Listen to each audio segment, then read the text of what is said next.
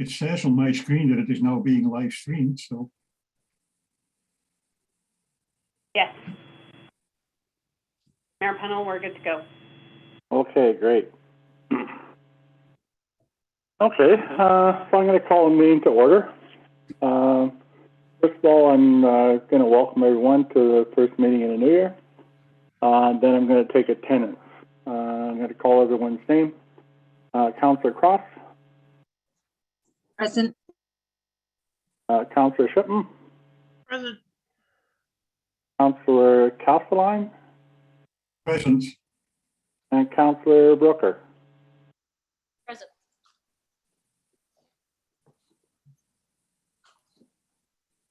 Okay, I can see you. I didn't hear you, so go ahead. Okay, so first item on the agenda is written disclosure of pecuniary conflict of interest. Do you have any written disclosure of pecuniary conflict of interest, Councillor Cross? No, I don't. Councillor Shipham? No. Councillor Castelline? No, I do not. And Councillor Brooker? No, I don't. Okay, thank you. Next item on the agenda is number 3, petitions and delegations. Tonight we have Jennifer Shainline from Ontario Wholesale Energy. So I want to welcome Jennifer and turn the floor over to you. Thank you very much, everybody, for having me. I do appreciate it. As mentioned, my name is Jennifer Shainline. I work for Ontario Wholesale Energy. I live and work from Pembroke, although our head office is in Toronto. And basically, we're an energy retailer, I guess you could say. When Ontario deregulated hydro many years ago, this was kind of the reason. So currently, small businesses in Ontario have the choice of doing tier or time of use when we're talking about hydro rates. We also help with natural gas, although in this case with Calvin, I understand there's just hydro. Now, typically,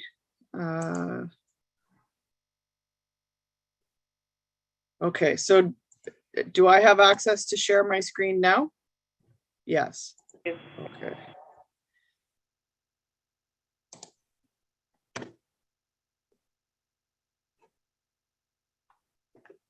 Okay, so first I'll just because it's law, I have to show everybody that this is my business card and my badge. Typically, if I was in front of you, I would be wearing my badge, and you have to legally see that I have that. I get licensed every year by the Ontario Energy Board. In fact, I'm just recently redid my test just last week. I got 98%. Woohoo!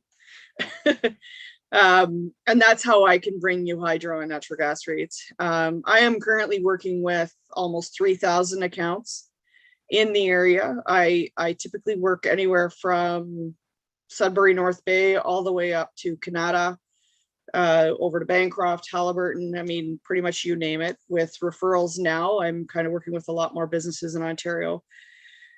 We just opened up in Manitoba, so the company has continued to grow even through COVID.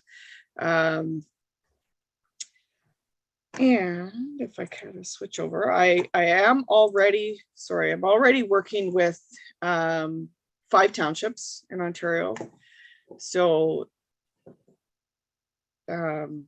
and some of them are pretty big, like Whitewater Region, Madawaska Valley Township, both had a couple million kilowatt hours. Now I understand you guys are little, and that's okay, because whether you're a huge city or a small township, the programs work much the same. So this is a sample bill. Now I've been on the program for just about 6 years myself. I just renewed after 5 years towards the end of 2021.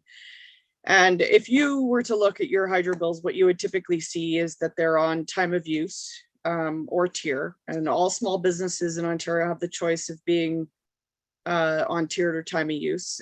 Time of use being that Monday to Friday during the day, you have multiple pricing structures. Although I understand that the government is giving everybody a few days reprieve where it's all off peak. that doesn't Oh, matter. It's- Jennifer? Oh, yes. Jennifer? Yep. I see some hands up. I'm not quite sure why. Because Christine and Cindy. we can't see well, I can't see the bill. I'm still seeing her card.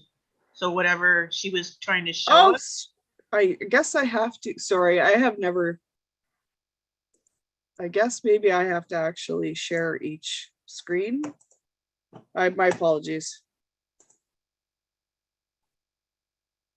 Okay. Any different? Can you see the bill? All right. All right, so it's there now?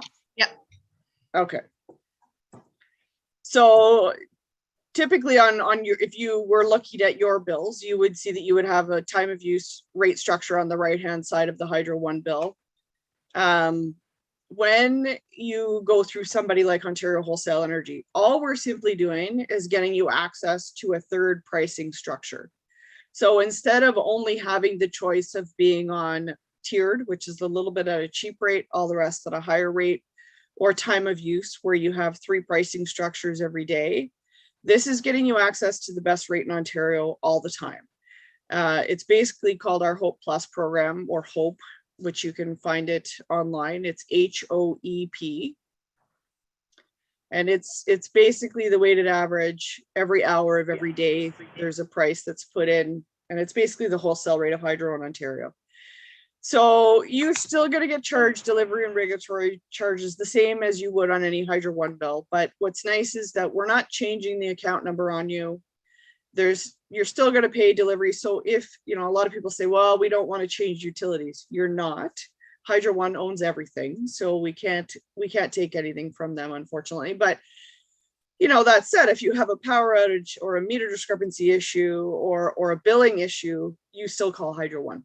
The only time you ever need to reach out to me is if you have a question about the rate you're seeing, or if you, you know, if you have a referral for me, basically.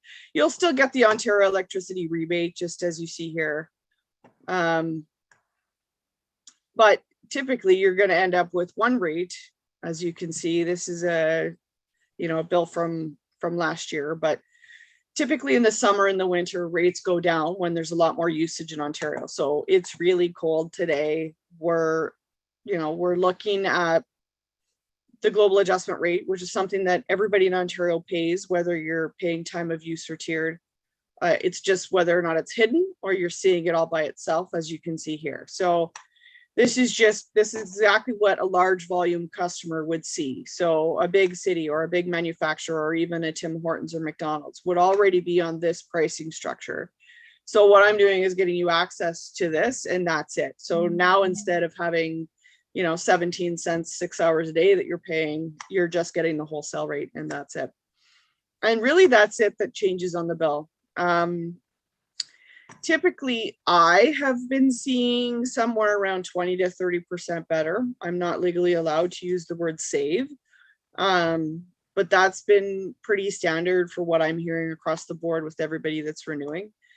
And really, when I had to renew in 2021, you know, really, if it was ever going to hurt somebody, it would hurt me first. I'm all off peak. I don't have anybody home Monday to Friday during the day. But I like that I can come home at 5 o'clock and do my laundry or run my dishwasher, and I don't care about what the rate is. I don't have to wait until 7 o'clock. So you're no longer bound by the clock. It won't matter what the rates are doing in May and November. You know, you're always getting that best rate. So you guys only have a few bills. I understand that it's pretty tiny, but you know, to me, every little bit helps.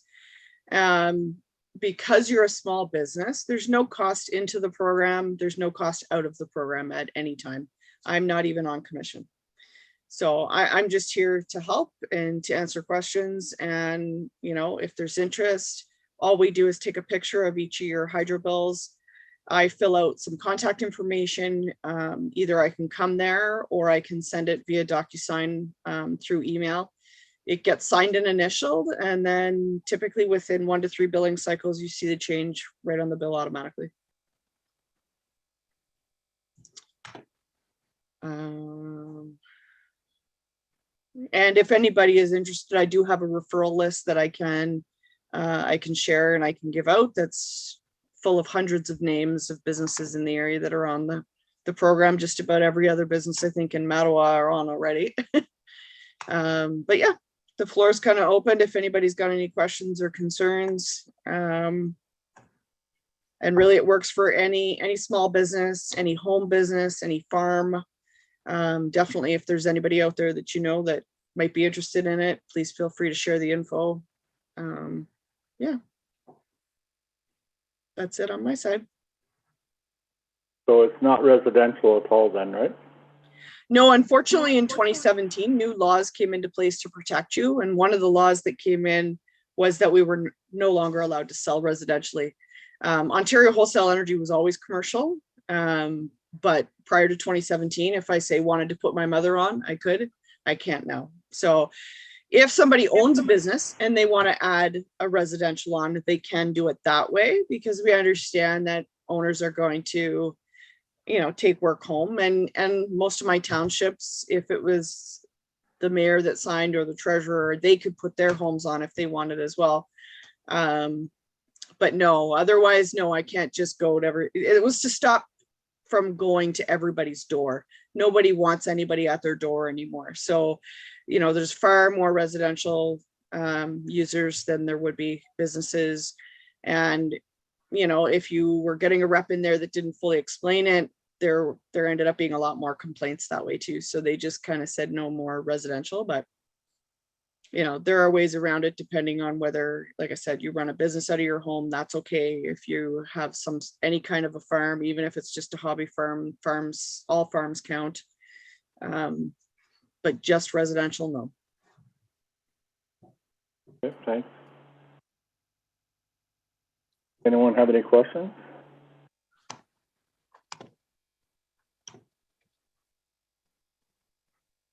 Sandy? Counselor Cox? Yeah. I'm looking to see if it's possible, what kind of savings do you think the municipality would have if they switched on to this program? Yeah, at this point, it's hard to say. Calvin is really tiny and you really only have a handful of bills. As I said earlier, it has been pretty typical that everybody seems to be coming to me, and as well as myself in my house, and I'm a small user too, that it's been pretty steady around 20 to 30% better, although I'm not legally allowed to use the words guaranteed savings.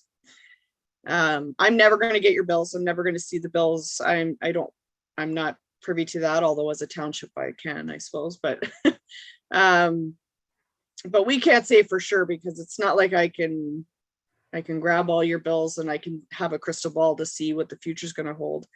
You know, hopefully once we get through all this COVID, we are likely going to see hydro rates consistently go up. Natural gas rates are already increasing dramatically here and across the world, in fact. So I think we're going to see natural gas rates go, and then hydro will be behind it. Every time there's a COVID shutdown, yeah, they're kind of feeling inclined to give everybody off-peak rates for a little while. But what I found in the last couple of years, when everybody was getting off-peak rates, we were about the same. So there won't be huge savings per se during that time period, but it's such a small amount of time. You know, if it's a week or two, if it's half a bill, it's not anything that anybody's going to worry about. I don't have copies of your bills, so I can't speak directly to them, although I did see them when I came there. But you can look for yourself. I mean, you're typically, especially like your municipal office, if you typically have people in there using any kind of power Monday to Friday during the day, you know, that'll be a good one for you to compare. You know, if you were down around the 6 to 9 or 6 to 10 cent range all the time, instead of also paying 11.3 and 17 cents Monday to Friday during the day, you know, you can figure that out pretty quickly what the difference will be. Councillor Castellan? The bill that you showed me was, or the bill that you showed on screen was from April last year. And I did a quick calculation and it came out to 6.95 cents per kilowatt hour, which is pretty darn close to the low the low rate of 7 point something cents. So that would be throughout the whole day that you would be paying that. That was throughout the whole day for the whole month. Yes. For the whole month. Okay. So you wouldn't be bothered with the 17 cents and the 11 cents that you use during the peak periods anymore. Exactly. You would always Yeah. be paying around 7 cents, well, on that bill from April last year. Okay. Yes. What I have found being on the program myself in the last 5 years is that it has typically averaged out around the off-peak range. Definitely through the summer and the winter, you'll find it's going to dip quite a bit below, and that is Mhm. typical. The more usage there is in Ontario, the lower those rates go. I always personally found that my winter bills were the best of the year. People like that because a lot of times the winter bills are the worst for them. That's when you see a lot more usage. That's when you could use more help than ever. But it's nice that through the summer, when it might be super hot and everybody's using air conditioning, or through the winter when it's really cold, and it doesn't matter what they're doing in Mattawa, Calvin, or wherever. It's what's happening in Ontario. Every time there's a snowstorm, a windstorm, there's fog, we have these crazy temperature fluctuations. You know that month you're going to get a really good hydro bill. So it's nice. Okay, thank you. You're welcome.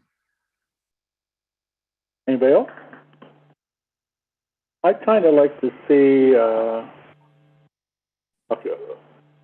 take a look at one of our bills and then tell us what we could hope to achieve. Sure. Is that possible?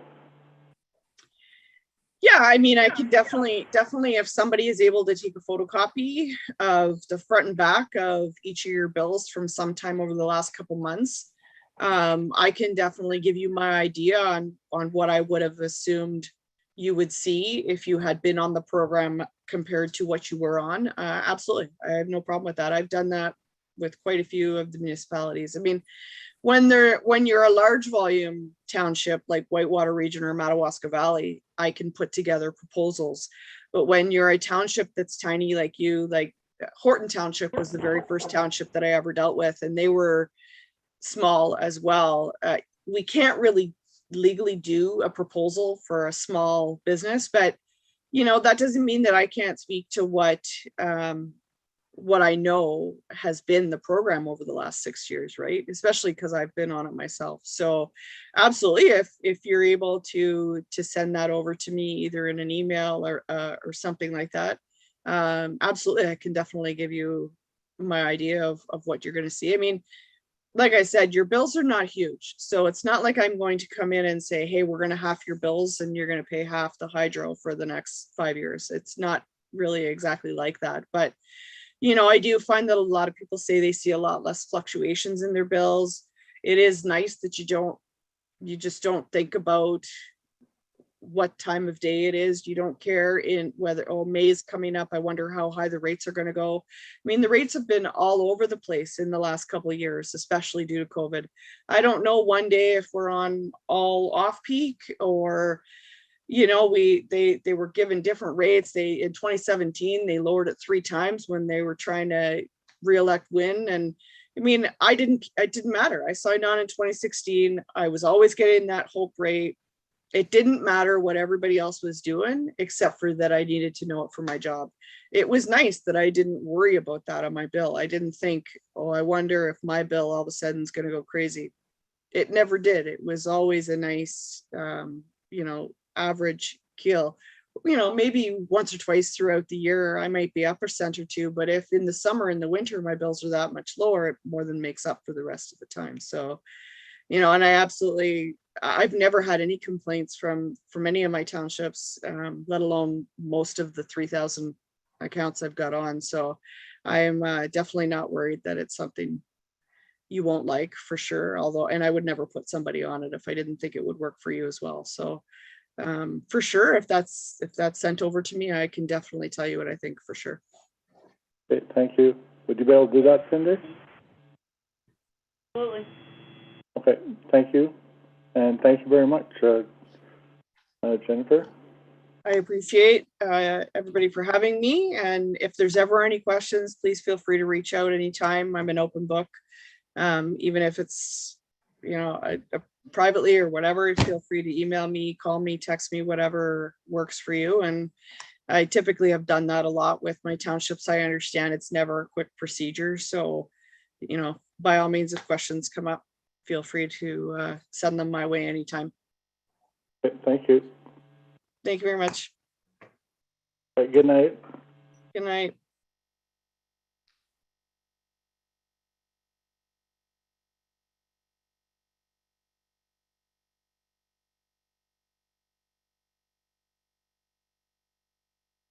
All right. So our next item on the agenda is reports from municipal officers. And first up tonight, we have a report from Dean Maxwell, Fire Chief. Hello, Dean. Can you hear me there good now? Sorry, guys. Yes? All right, so for the month of December, we had 2 calls. We had 1 MVC on Highway 17 heading west. We had 1 vehicle rollover. It ended up on its side due to black ice and bad road conditions. We were down to 1 lane for about an hour. We did traffic control until the tow truck, it was in between the guardrails, so it couldn't even be moved. So we had to wait till the tow truck could tow it out of there, and we ended up doing traffic control for that hour. On December 16th, we had an automatic aid for Pathno, and this was at the same time that the storm was going through. We had real high winds. The call came across structure fire on Papin Camera Road. It ended up being false. We got called, the call got canceled. It ended up being the owner thought their house was on fire, and it was due to a pellet wood stove that the ventilation quit working because of lack of power. And we had that call. We ended up going to scene and coming back. Excuse me. On December 2nd, we debriefed on the meeting night. We debriefed the calls, and we put our lights on the fire trucks for the Mattawa Parade of Lights. On December 9th, we put the heat shields on all our trucks, prepped our trucks for winter time. So that's, we got chains for our trucks. We make sure we got our tow chains, and had all the waters out of all the pumps on the truck as well. We did an AED check as well that night. On December 16th, I canceled that meeting just because we had a call shortly, and I expected to be out quite a bit due to lots of trees down in the township. This time the power was already out for 6 hours. So it was the start to a long day because of a lack of power for our area. On December 23rd, we debriefed the calls, and we reviewed pylon setup for traffic control on our MVC calls. For fleet status report, that's actually changed. I have received, I went up to Sudbury and took delivery of our new pumper. So on January 10th, I went to Sudbury, picked the pumper up, changed it all in her name, drove it back, and myself and 3 guys stayed the night pretty well till 11:30 at night, switching everything over to get this truck into service. It's now in service here, and everything seems to be good so far.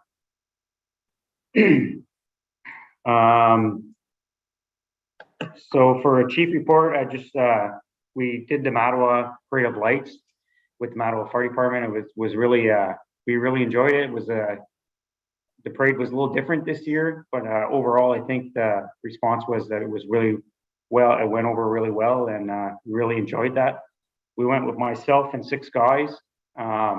We took our pumper, which is its last parade, unfortunately, but and we had a rescue there as well. So we take 2 vehicles for that. On December 16th, we had that storm come through the air with high winds, knocking out the hydro. So we were making, on the 17th, we made water available because we were going on our 2nd day with no hydro. We made water available to the residents from here. And we had 15 residents come, and we actually did 1 livestock call. So that went over really well. I want to thank the three guys, our firefighters that manned the station here while they did that. I also want to thank a lot of people who helped me get the word out. We used our the Facebook pages. There's like Santa Cross did the Bright Side of Calvin, and we had Alicia from the township do the township Facebook thing, and then Bobby Albright did a Calvin Combo, and we had Liam Maxwell did the Calvin Fire Department page. So by using those, we were able to get the word out and to let everybody know that we had the water available here, and that if they needed anything, we were here to answer any questions or whatever we needed to do.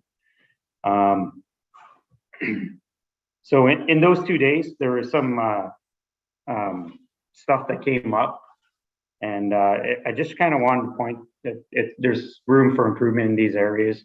One was the paging system. So recently, right now, our paging system works off the phone lines. So what ended up happening was, as soon as the wind took the hydro out, which was our other problem, it stopped our paging system because we have it here at the fire hall. So what ends up happening, it comes through the phone line, and then it goes out through the paging system, which hits our towers in the area, and then it pages us out.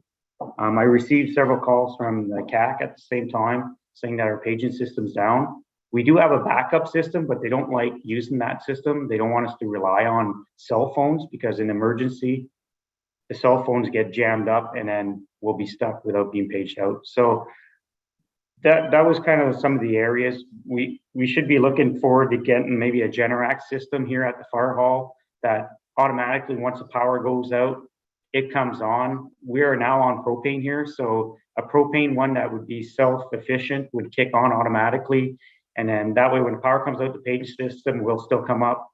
The other issue was the fire hall actually powers up the internet tower here. So when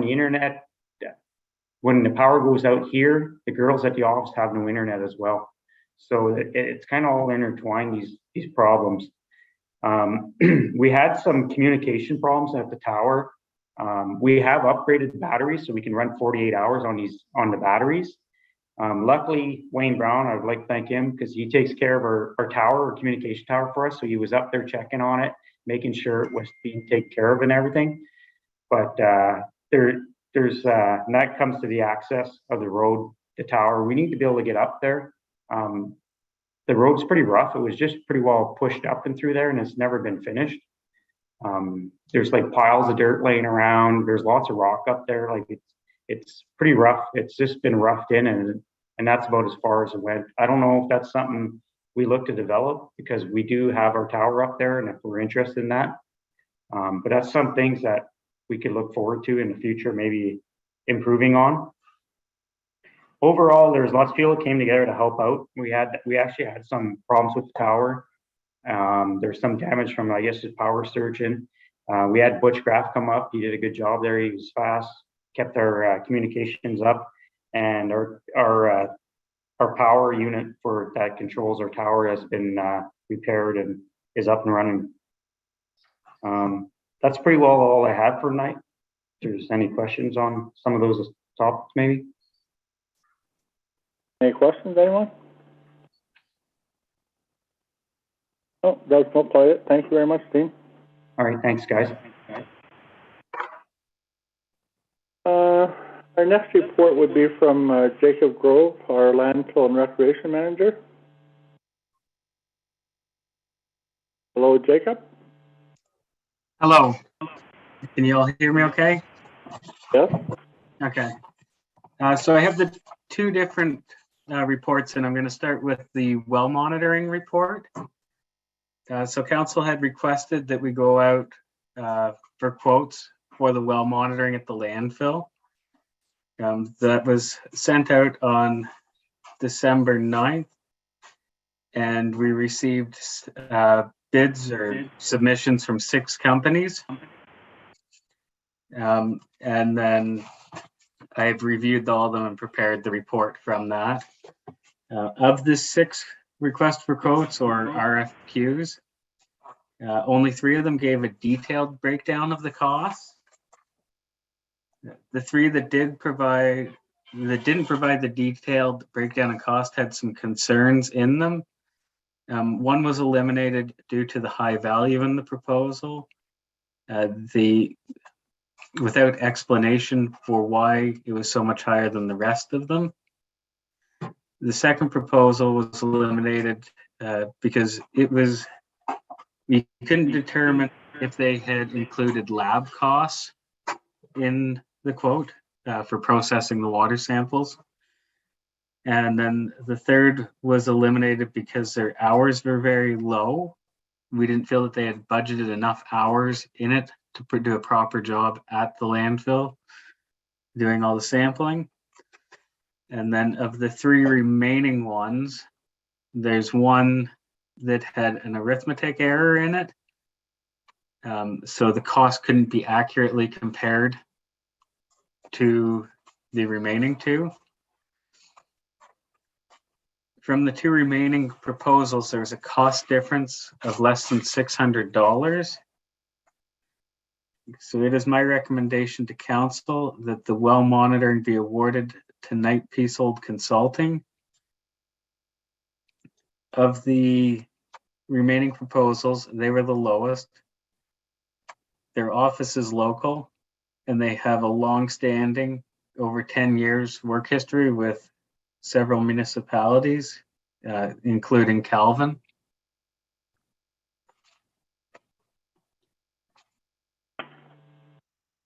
Is there any questions on this report?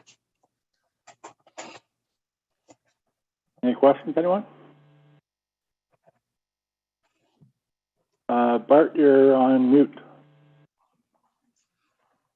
Sorry about that. Are Knight Piésold the current monitoring company? Yes, they are the current monitoring company. Okay, thank you. Sandy? No, that was the same question. Right, thank you. Anyone else? Okay, I think that's all, Jacob. Okay, Thank you for that. yes, no problem. For the second report, it's the annual playground inspection. So during the annual playground inspection, there were several, they classed the hazards A, B, or C. If you read through the report, it sort of explains how they are life-threatening. For Class A, Class B is potential for serious hazard, and Class C is may cause slight injury. So this year we had 4 bolts that had come loose on the top of the swing set. As you can see in the pictures in there, because of that, it could cause the potential for an entanglement of, say, the string from a sweater, which has the potential for someone to be seriously injured or die. That's why we got those hazard warnings. As soon as we were informed that those screws were loose, we immediately went and tightened them up and checked all the remaining screws or fasteners on the swing set to ensure that none of them were going to back off and cause a hazard.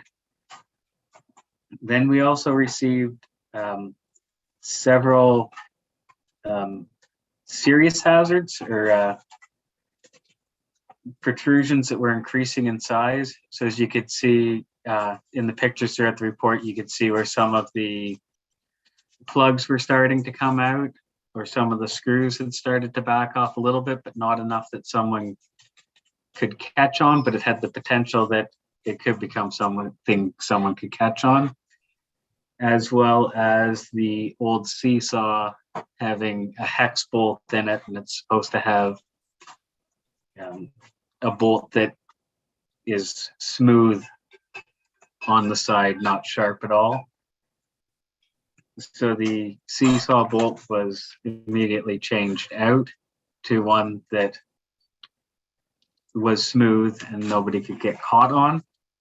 And then the screws and plugs were tightened.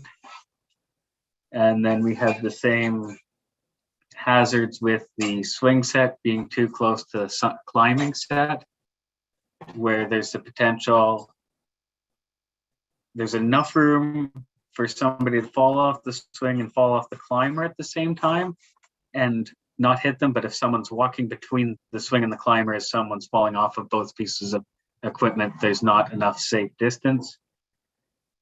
And then we also had the swing seat, some of the swing seats were too low. So the swing seats have been raised, and then we've gotten a new chain for the accessible swing. As you can see in the picture, it was getting, the plastic coating was getting quite rough on it. The new chain's not going to have the plastic coating, so we're not going to have to worry about that in the future. And then in the spring, after the frost has come out of the ground, we plan to go around and check all of the fasteners again to make sure no bolts or screws have started to come loose again, just with the shifting and the frost. Is there any questions on this report? So, can you move either the swing set or the climber set to provide the proper distance between them?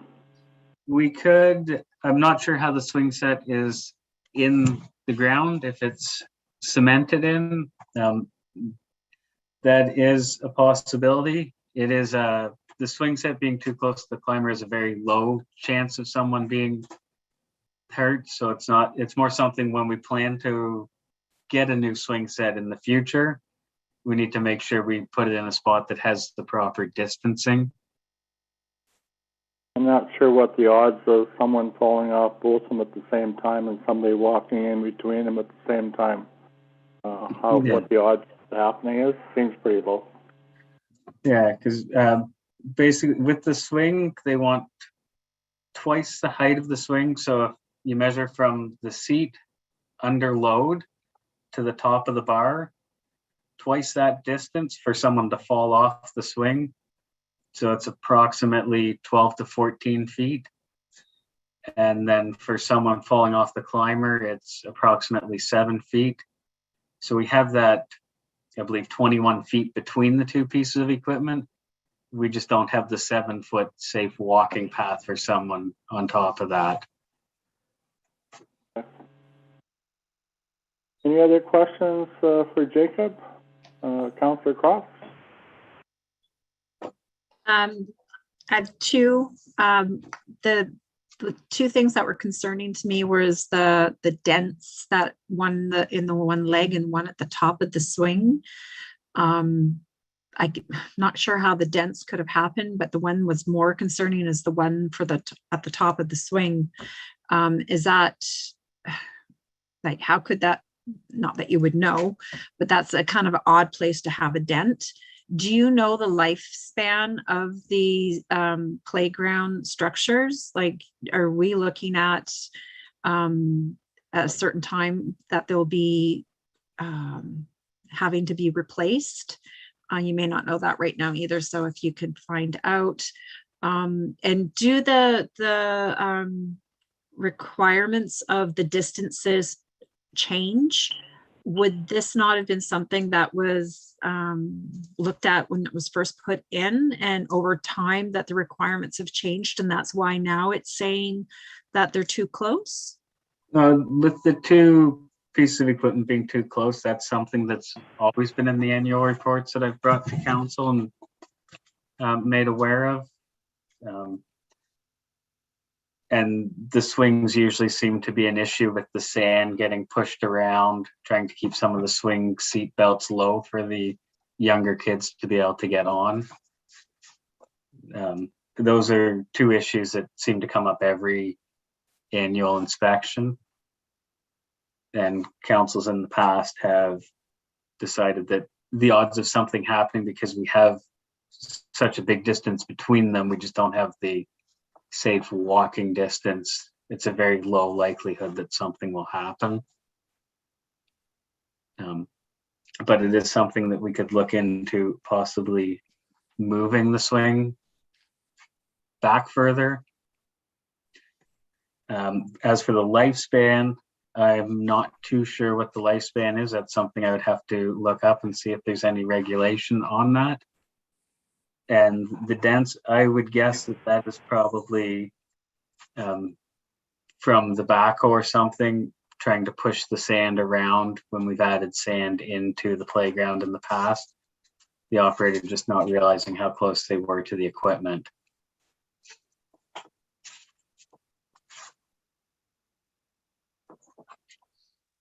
Okay, thank you. It just, this report seems to be extremely more thorough than the one I saw the last time.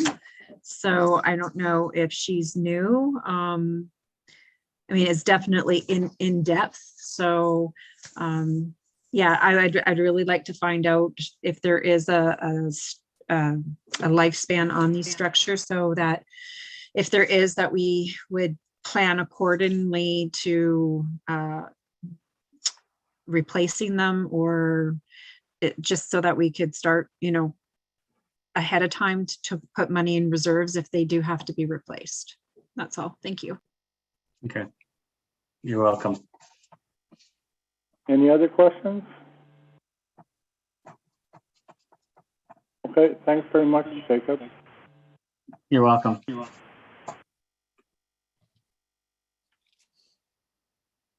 The next item on the agenda is a written report from Shane Conrad, our CBO.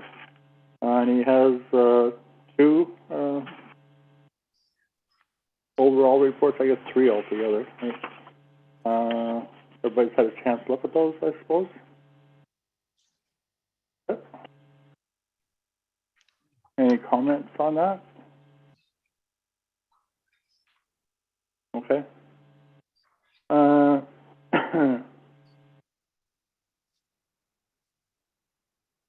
So next item on the agenda is reports from committees, number 4. We don't have any of those. Then after that, we have number 6 is action letters. So under action letters, A, excuse me, we have to adopt the minutes of the Tuesday, December the 14th, 2021 meeting. So we have a resolution to that effect. So I'll need a mover and a seconder. So Councillor Cross, can you move that one, please? Yes, I can. And Councillor Shipman, can you second that, please? Yes, I can. Yep. So we have this resolution moved by Councillor Cross, second by Councillor Shipman. That the minutes of the regular meeting of council held on Tuesday, December the 14th, 2021, be hereby adopted and signed as circulated. Any discussion on this, Councillor Cross? No discussion. Councillor Shipham? No discussion. Councillor Castelline? I have nothing. And Councillor Brooker? No? Okay. So, and a call for a vote on to accept this passes resolution. Councillor Brooker, do you vote yes or no? Yes. I can't hear you at all. I vote yes. You hear me now? Nope. I can hear her, but Yeah, I'm not muted. Okay, I can hear you there when you're leaning ahead. Okay, so no, you vote yes? Yes. Okay. Councillor Castelline? Yes. Councillor Cross? Yes. And Councillor Shipman? yes. I vote yes as well, so this resolution is carried. Thank you.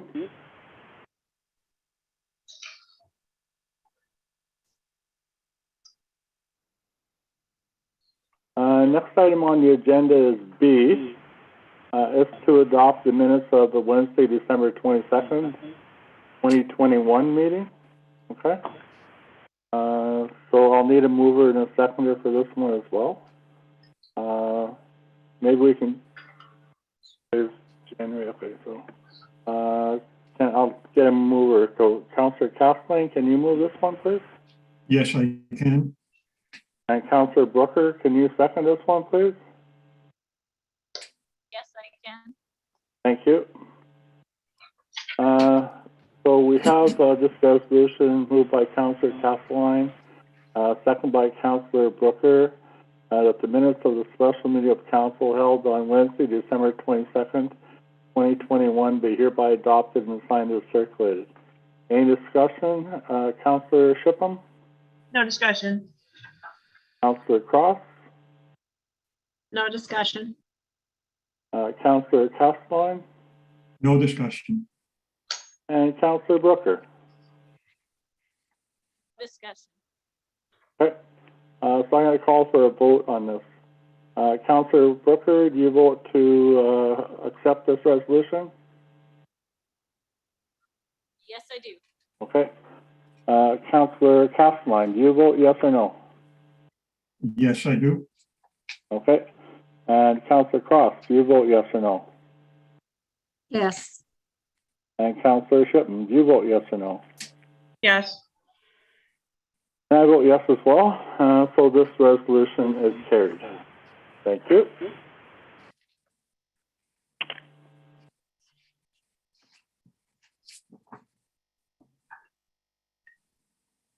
Okay.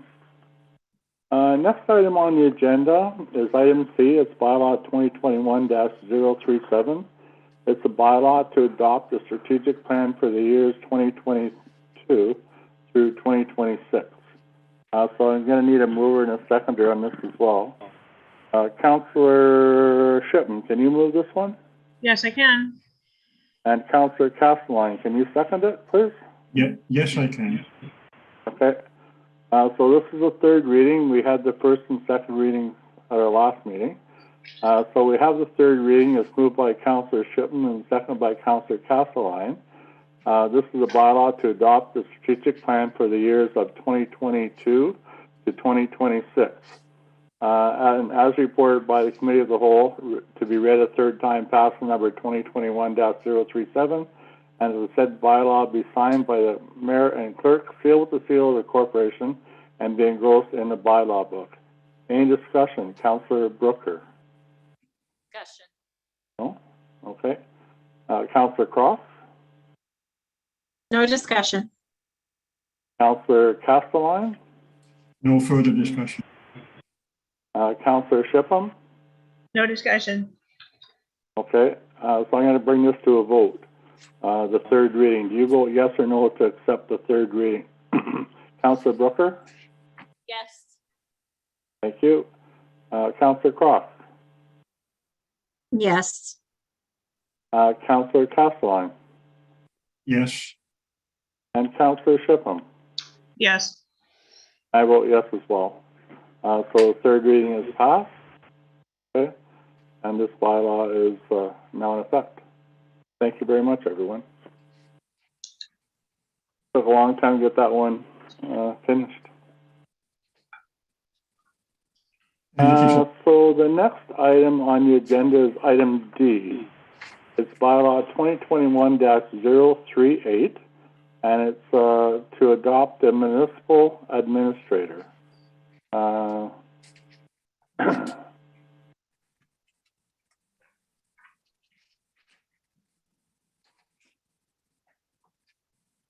Okay, so at our last meeting, we read the first and second readings, and we waited till the third readings for everyone to give it some additional thought. So I'm going to ask for a mover and a seconder for this one, please. So Councillor Cross, can you move this one, please? Yes. And Councillor Brooker, can you second this one, please? Yes. Thank you. So we have third reading, a bylaw to appoint a municipal administrator for the municipality of Kelvin. It's moved by Councillor Cross, second by Councillor Brooker. And is there any discussion on this? Councillor Brooker? No discussion. Okay, thank you. Councillor Cross, any discussion? No discussion. Councillor Castelline? I have no discussion further. Thank you. And Councillor Shippen? No discussion. Okay, so I'm going to call for a vote on the third reading. And this is the third reading for a bylaw to adopt the municipal administrator for the municipality of Calvin. And as reported by the committee of a whole, to be read a third time, passed number 2021-038, and that the said bylaw be signed by the mayor and the clerk, sealed with the seal of the corporation, and be engrossed in the bylaw book. Councillor Brooker, do you vote yes or no to accept this reading? Yes. Thank you. Councillor Cross, do you vote yes or no? Yes. Councillor Castelline, do you vote yes or no? Yes. And Councillor Shipman, do you vote yes or no? Yes. And I'll vote yes as well. So this third reading is carried, and this bylaw comes into effect. Thank you again, everyone.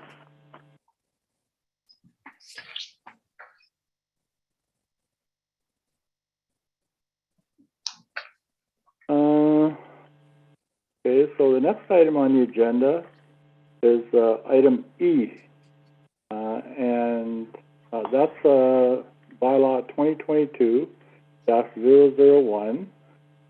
It's an annual boring bylaw for $100,000 pre-approval in the case of a need for the municipality. This is something that we do each year, and it's like a just-in-case type bylaw. If something should happen that's really drastic and we need to borrow the money and don't have it, then we have approval to go ahead and do that. So I'm going to need a mover and a seconder for this one as well, for the first reading. So Councillor Brooker, can you move this one, please? Okay. And Councillor Cross, can you second it, please? Yes, I can. Okay, thank you. So the first reading of this bylaw, I'll read it again. It's being a bylaw to authorize the borrowing of funds, if necessary, to meet current expenditures until taxes are collected and other revenues are received, and commonly called the annual borrowing bylaw. So is there any discussion on this? Councillor Brooker.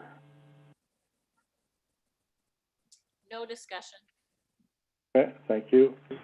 Councillor Cross. No discussion. Councillor Castelline.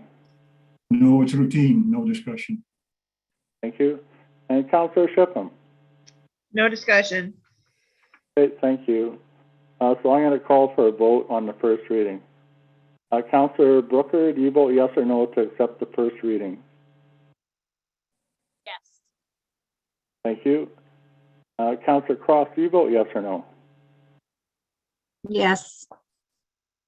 Councillor Castelline Yes. and Councillor Shipham. Yes. I vote yes as well, so the first reading is carried. Thank you, everyone. So next we have the second reading, and I need a mover and a seconder for that as well. So Councillor Castelline, can you move to the second reading? Yes, I can. Thank you. And Councillor Shipman, can you second it, please? Yes, I can. Thank you very much.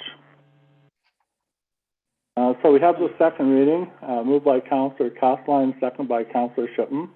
Is there any further discussion on the second reading? Councillor Brooker? Discussion. No. Councillor Cross? No. Councillor Castelline? No. Councillor Shipham? No. Okay, so I'm going to call for a vote on the second reading. Councillor Brooker, do you vote to accept the second reading, yes or no?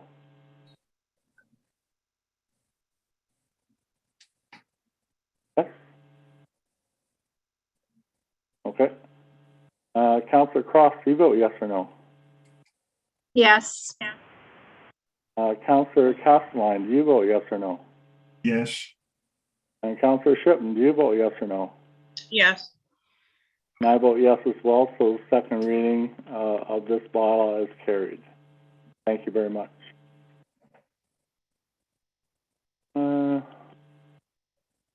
Okay, so we kind of need to get this in place in case something happens, all right? So I'm gonna see if we can do the third reading tonight as well. So I'll need a mover and a seconder for, the third reading. So Councillor Shipman, can you move the third reading, please? Yes, I can. Okay, and Councillor Broker, can you second it, please? Okay, thank you. So we have the third reading, moved by Councillor Shipman and seconded by Councillor Broker, of this bylaw to authorize the borrowing of funds if necessary to meet current expenditures until taxes are collected and other revenues are received and commonly called the annual borrowing bylaw. So any further discussion on this, Councillor Brooker? No? Okay. Councillor Cross? No. Councillor Castelline? No further discussion. And Councillor Shipman? No discussion. Okay. So we're going to call for a vote on this one. Councillor Brooker, do you vote to accept the third reading? Yes.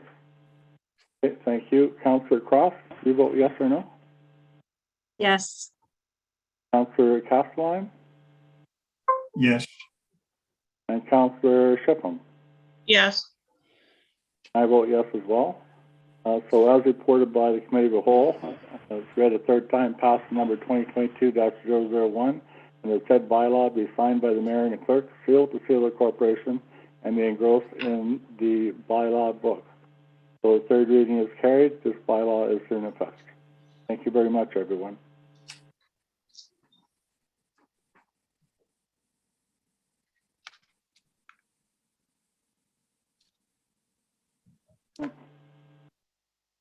Next item on the agenda, it's security agreement, bylaw 2022-002, and it's a security agreement in relation to the annual borrowing bylaw, and it was in our agenda as well to have a look at. So I'll need a mover and a seconder on this as well. So Councillor Castelline, can you move this one, please? Yes, I can. Thank you. And Councillor Cross, can you second this one, please? Yes, I can. Thank you very much. So we have first reading is moved by Councillor Castelline, second by Councillor Cross, and this is a bylaw to authorize the security agreement for the borrowing of the funds, if necessary, to meet current expenditures until taxes are collected and other revenues are received. Any questions? Councillor Brooker. No. Okay, thank you. Councillor Cross. No. Councillor Castelline. No, again, routine, no. Okay, thank you. Councillor Shipman. No question. Okay, so I'm going to call the first reading to a vote. Councillor Brooker, do you vote to accept the first reading? Yes or no? Yes. Thank you. Councillor Cross, do you vote yes or no? Yes. And Councillor Castelline, do you vote yes or no? Yes. Councillor Shipman, do you vote yes or no? Yes. I vote yes as well. So the first reading is carried. Thank you very much.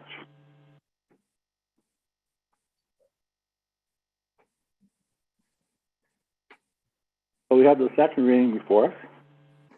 I'll need a mover and a seconder for that as well.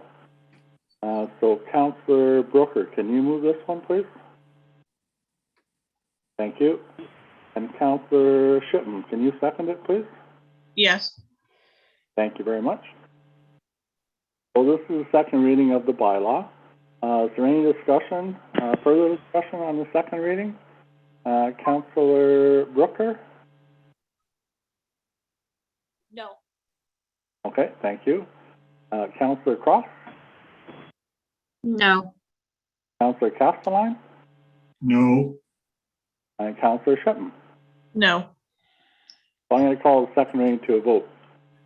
Do you vote in agreement, yes or no, to the second reading, Councillor Brooker? Yes. Okay. Councillor Cross, Yes. Councillor Castelline, Yes. Councillor Shipman. Yes. I vote yes as well. So the second reading is also carried. Thank you very much. And then we have the third reading to go along with the initial bylaw. I made a mover and a seconder for this as well. Councillor Cross, can you move this one? Yes. And Councillor Castelline, can you second it, please? Yes, I can. Thank you very much. So this is the third reading of the bylaw to authorize a security agreement for the borrowing of funds if necessary to meet current expenditures until taxes are collected and other revenues are collected. And the third reading is moved by Councillor Cross and seconded by Councillor Castelline. And as reported by Committee of the Whole, this is to be read a third time, pass the number 2022-002, and that the said bylaw be signed by the mayor and clerk, sealed to seal the corporation, and be engrossed in the bylaw book. Any discussion? Councillor Brooker. No? No discussion. Councillor Cross. No discussion. Councillor Castelline. No discussion. And Councillor Shipman. No discussion. Okay, so I'm going to call the third reading to a vote.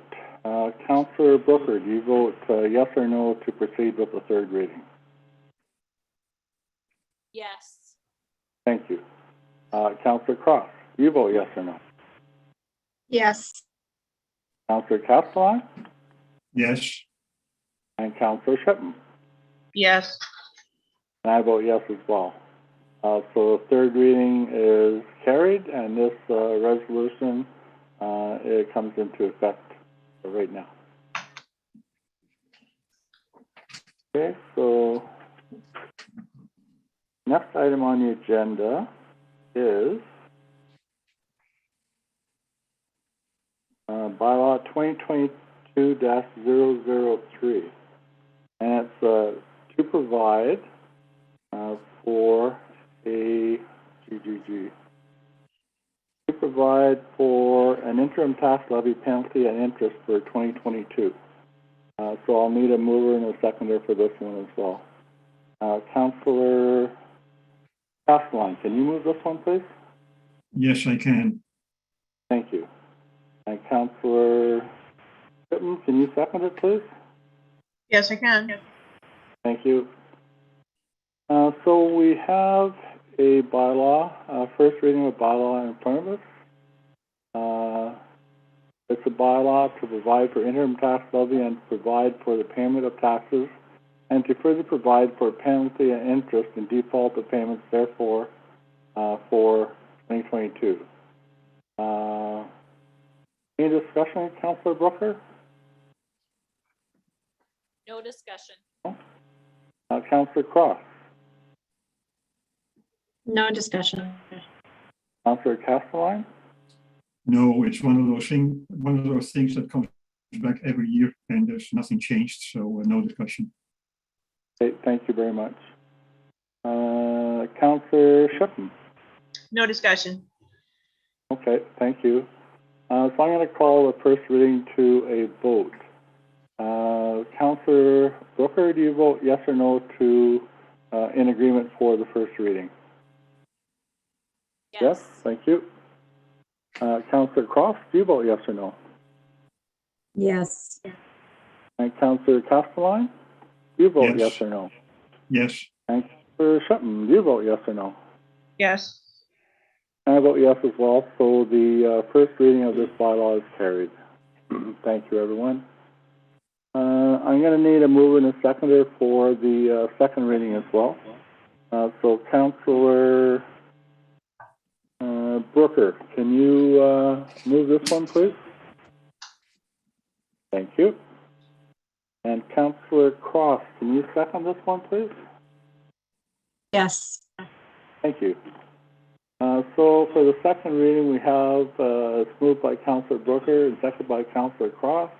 Is there any further discussion on the second reading? Councillor Brooker? No discussion.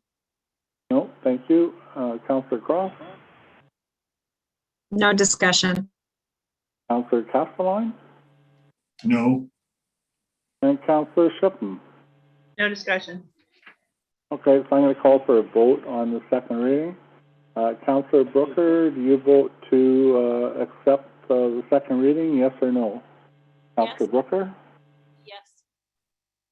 Okay, thank you. Councillor Cross, yes or no? Yes. Councillor Castelline, yes or no? Yes. Thank you. And Councillor Shippen? Yes or Yes. no? Thank you very much. I vote yes as well.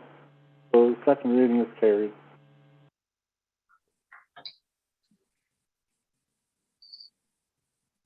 Mayor Pennell, does council want to do the third now, or did wait until the next meeting? What does council think? Well, let's start with Councillor Castelline. Since it is a yearly coming back item, which doesn't really need or require much communication with the people from Kelvin, I think we can do the third reading.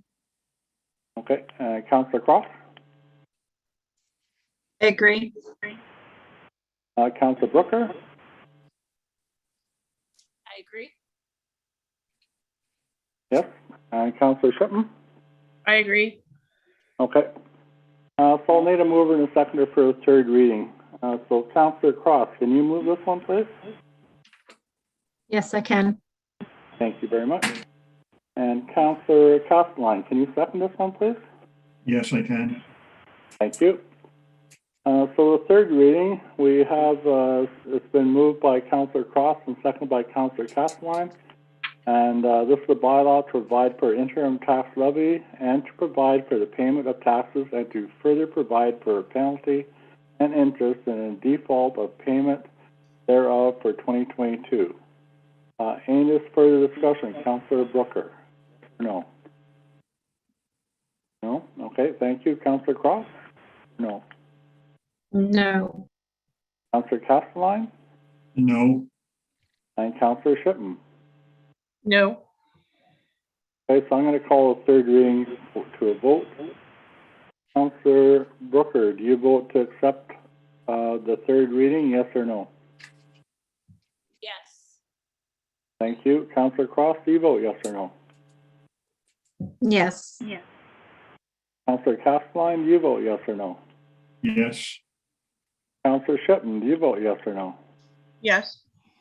And I vote yes as well. So as reported by Committee of the Whole, to read a third time, pass number 2022-003, the said bylaw be signed by the mayor and the clerk, sealed with the seal of the corporation, and be engrossed in the bylaw book. Third reading is carried. Bylaw comes into effect now. Thank you.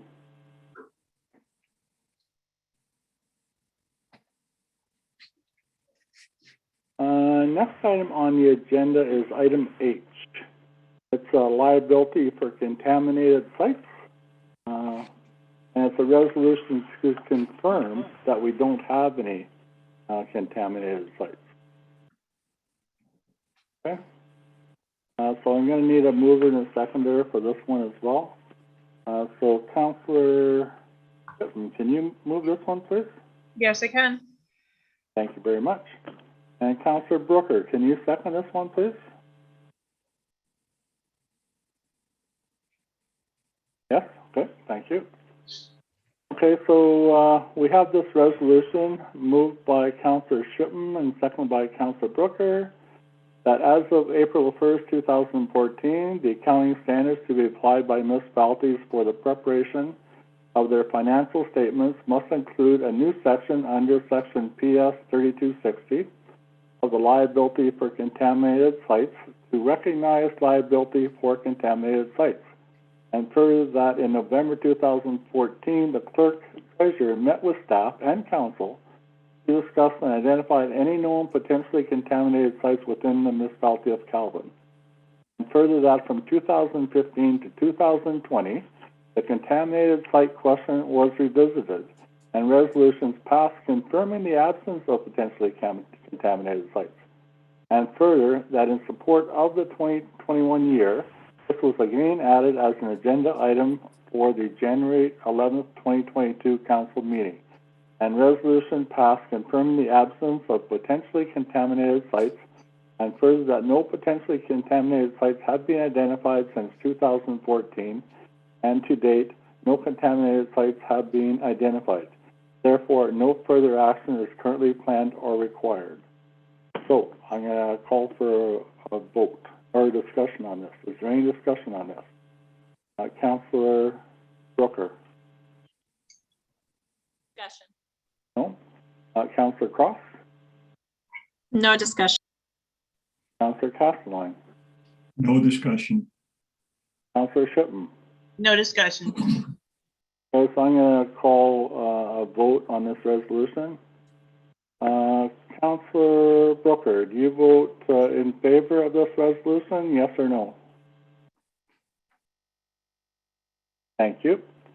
Councillor Castelline, do you vote yes or no? Yes. Councillor Cross, do you vote yes or no? Yes.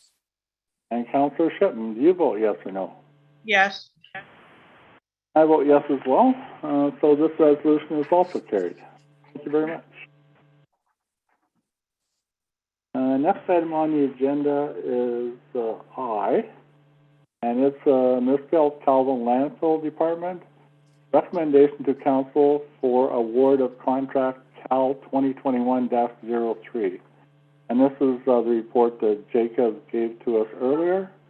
So I'm going to need a mover and a seconder on this as well. So Councillor Brooker, can you move this one, please? Yes, I will. Thank you. Councillor Castelline, can you second this one, please? Yes, I can. Thank you.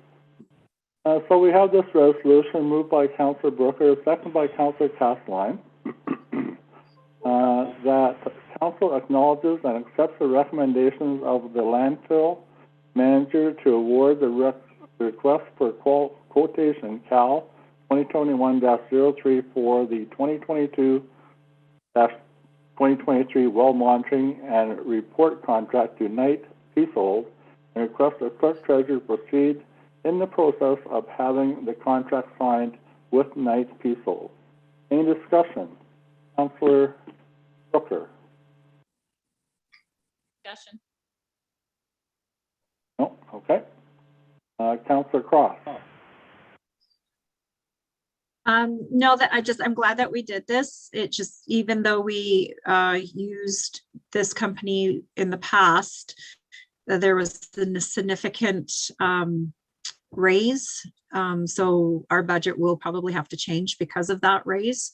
But it's always good to check in with other companies over a period of time to make sure that they're still being competitive and we're paying, a proper rate. So even though we're staying with this company, I was glad that we, went through the process. That's all. Okay, thank you. Councillor Castelline? What Councillor Cross said. Okay, and Councillor Shipp? No discussion. Thank you. Okay, so I'm going to call for a vote on this resolution. Councillor Brooker, do you vote yes or no to award this contract to this company? Yes or no? Yes. Councillor Castelline, do you vote yes or no? Yes. Councillor Cross, do you vote yes or no? Yes. And Councillor Shipman, do you vote yes or no? Yes. I vote yes as well. So this resolution is also carried. Thank you. Next item on the agenda is item J, and it is a East Nipissing Planning Board consent number 2021-24. It's a drum. It's out on the highway. You turn to go towards North Bay. So I'm going to need a mover and a seconder for this. Councillor Cross, can you move this one, please? Yes. And Councillor Shipman, can you second it, please? Yes, I can. Okay. So we have this resolution moved by Councillor Cross, seconded by Councillor Shipman. So whereas an application for consent number 2021-24 in the name of Drum has been filed with the East Nipissing Planning Board on land known as Concession 9 Part Lots 19 and 20, Municipality of Calvin along Highway 17 East, to sever 25 acres on Lot 19 from the 50 acres of Lot 20 and provide a right-of-way on the east side of Lot 19 in the Municipality of Calvin where Highway 17 is owned and maintained by the Province of Ontario.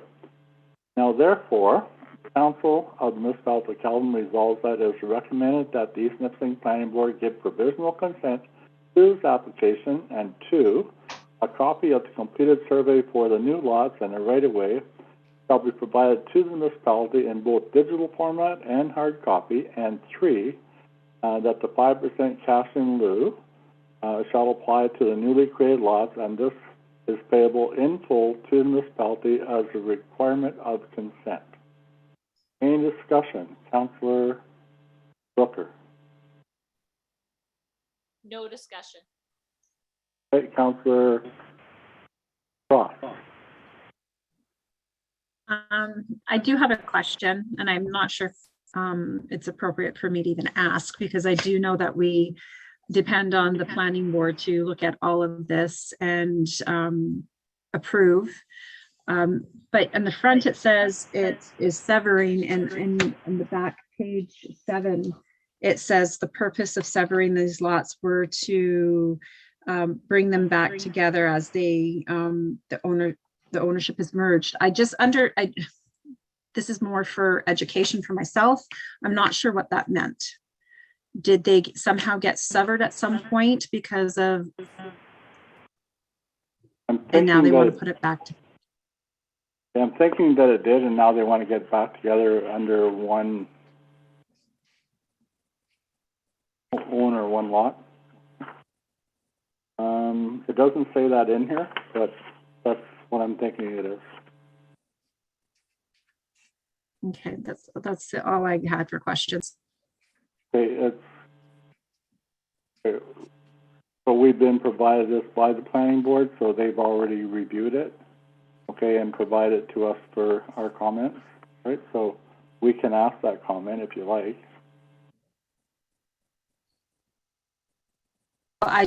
I'm not interested in holding it up. It was just more for educating myself on what this meant.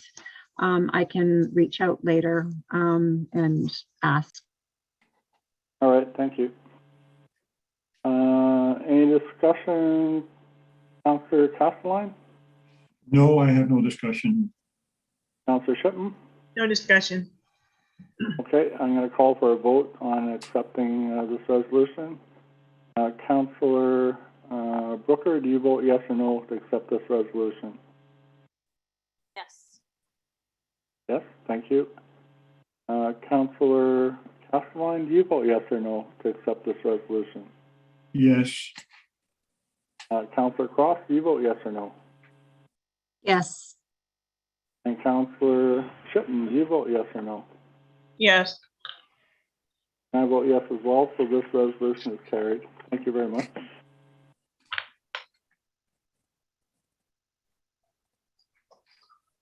Next item on the agenda is K. It's also from the East Nipissing Planning Board. It's consent number 2021-23 for Drum, same family. So I'm going to need a mover and a seconder for this resolution, please. Last one.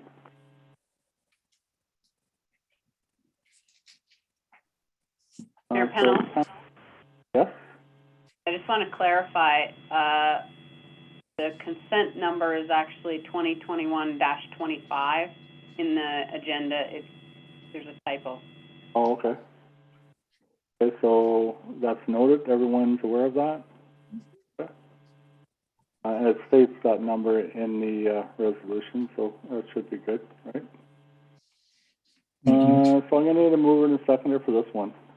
So Councillor Castelline, can you move this one, please? Yes, I can. Thank you. And Councillor Cross, can you second this one, please? Yes, I can. Thank you. So we have this resolution moved by Councillor Castelline and seconded by Councillor Cross.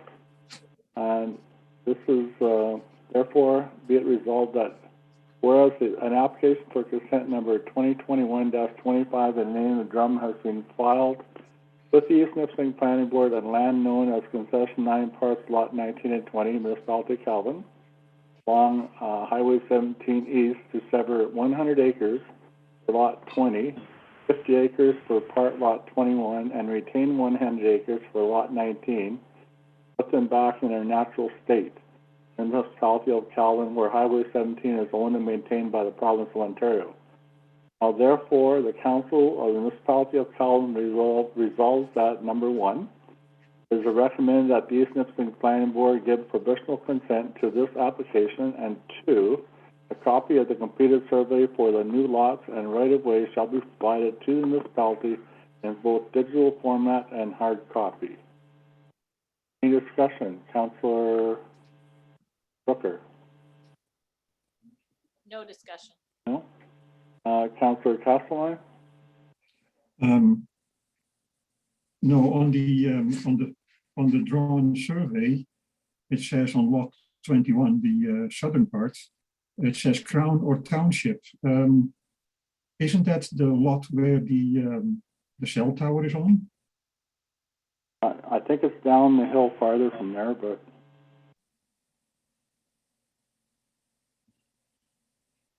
Because I cannot really. and the only reason I'm saying that is because there's a lake in there that I used to go fishing in a long time ago, and it's Okay. down to the bottom of the hill.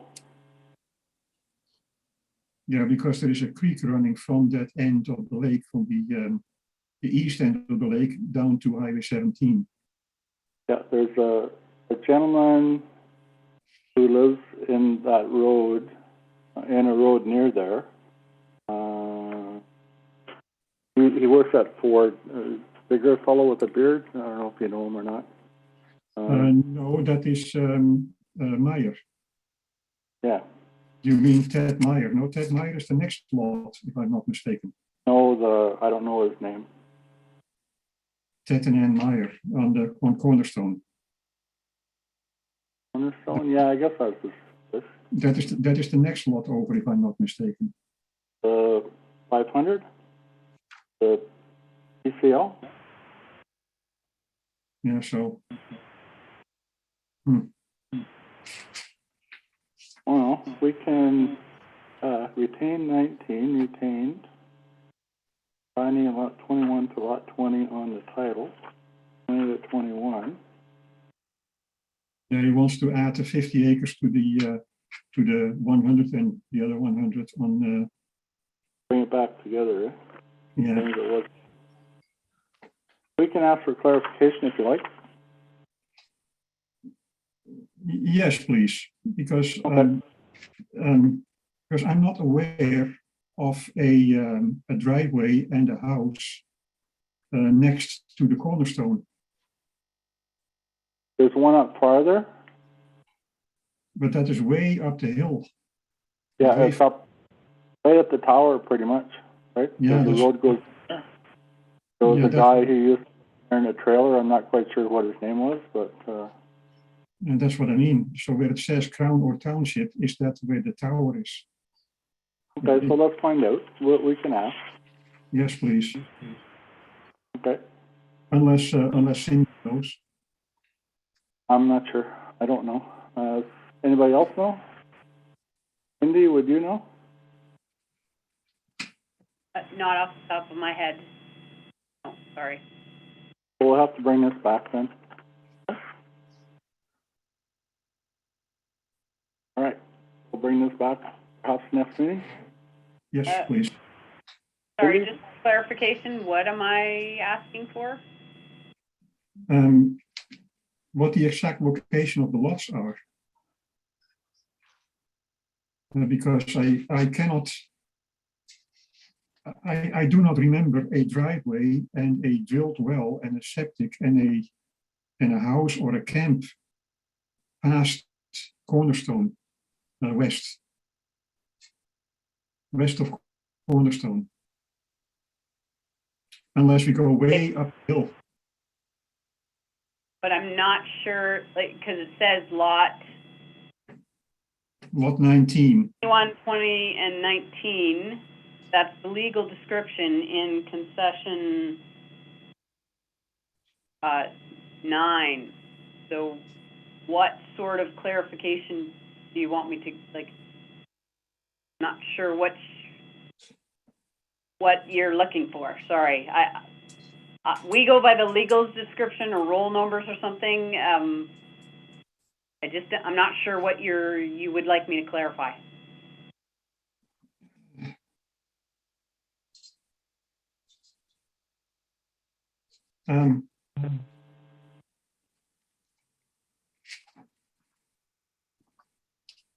Lot 19, if that is, if lot 19 in concession 9, if I'm not mistaken, it is.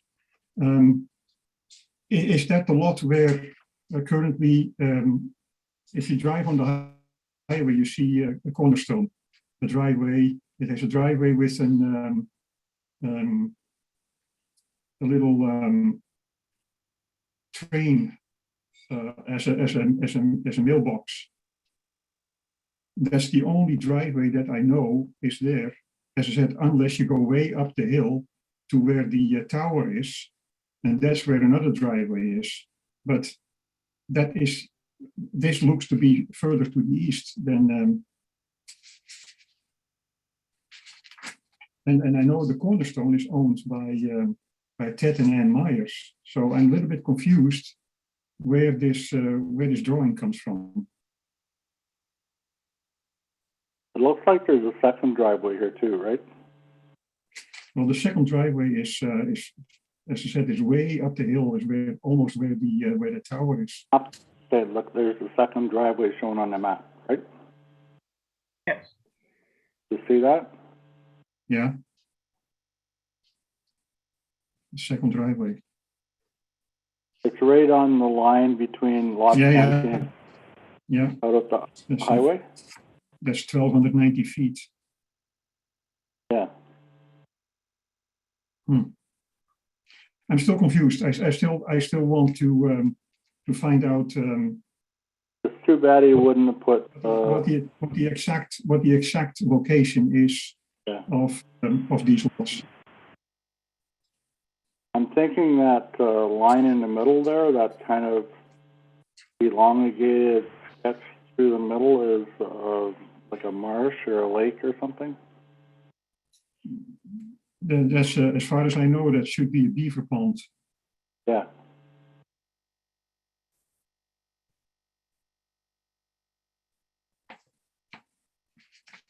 I would like to investigate it a little bit further. Okay, well, we're going to look at something here.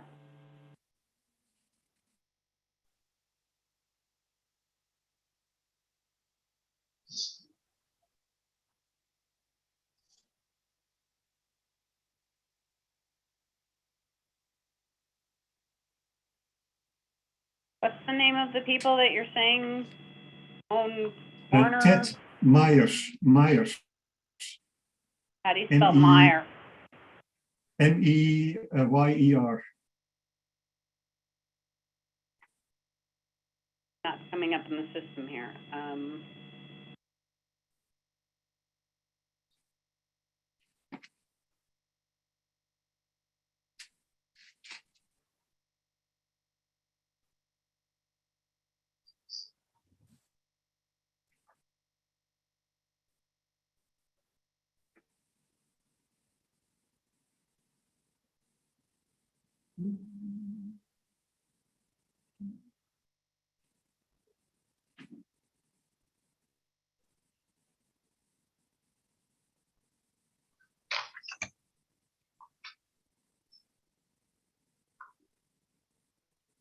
I'm not even sure he didn't try to scratch out retained.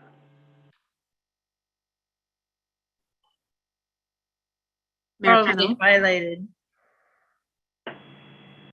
On page 7, 6.2, it explains that the purpose of the survey are these lots are to bring them back to their original status.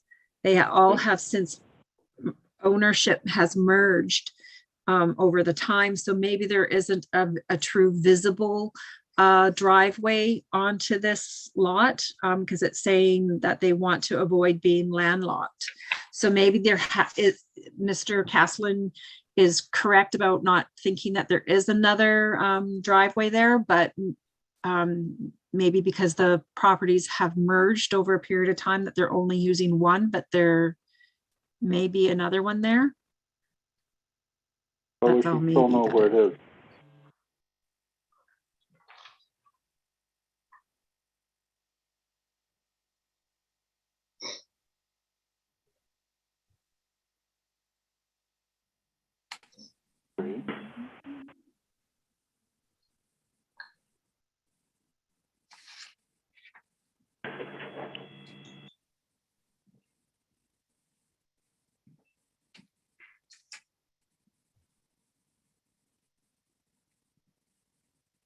Okay, so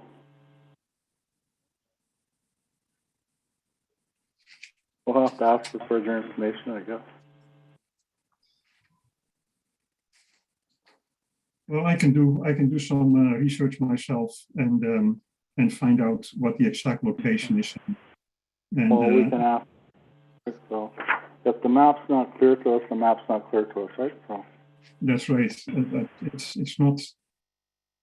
No, it's to me it's not, because where the little creek crosses the road, that's where the accident was a couple of weeks ago, and then there is a little creek. Yeah. yeah. Look into it and find out. Okay. All right.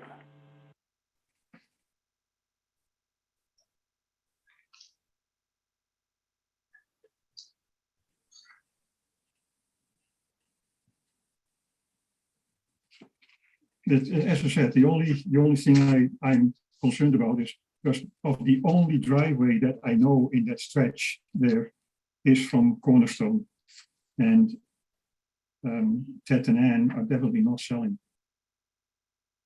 Well, there's two more past there. There's one right on top of the hill, right? Yes, there is.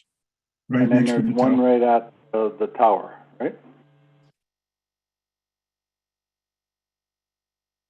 For the tower access. Yeah, like there's three driveways there, right? Are you in agreement? Two that I know of. One goes to a house. One There's goes. Myers. Yeah. There's Myers, and you go up a little bit farther, there's another driveway that goes back in there. There's a house back in there.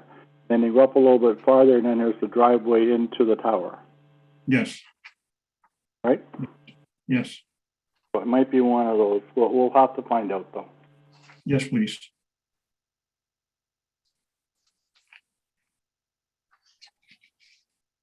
Okay, just give me one more second here. I might be able to find it. Okay.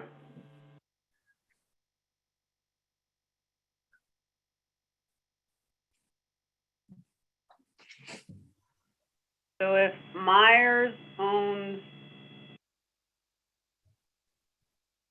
Cornerstone, Yep. this is one lot over from these properties. Okay, so that's Okay. lot 18 then.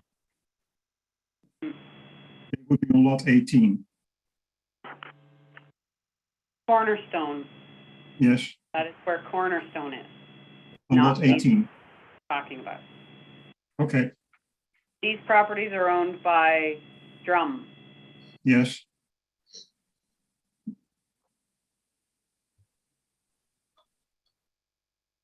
But Cornerstone, as you said, is one lot over. Is then would be lot 18.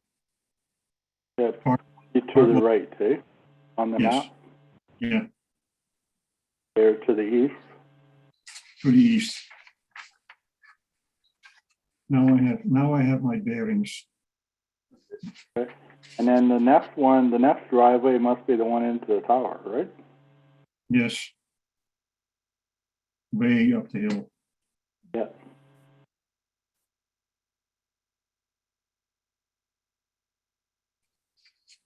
Okay, So do we still need to clarify and come back, or can we do this one? we can do this one. Okay, thank you. Thanks for bearing with me, guys. No problem, that's what we're here for, problem. right? Make sure we understand what we're doing and everybody's on the same page. And I'd forgotten about that second driveway. Okay, so any other discussion on this one? Councillor Cross No, we're good. and Councillor Shipman. No. And I think I asked Councillor Brooker already. Did I? Yes? Okay. I'm going to call for a vote on this resolution. Okay. So, Councillor Brooker, do you vote yes or no to proceed with accepting this resolution? Yes. Thank you. Councillor Castelline, do you vote yes or no? Yes. Thank you. And Councillor Cross, do you vote yes or no? Yes. And Councillor Shipman? Yes. I vote yes as well. So this resolution is also carried. Thank you very much, everyone. Good discussion there. That's good.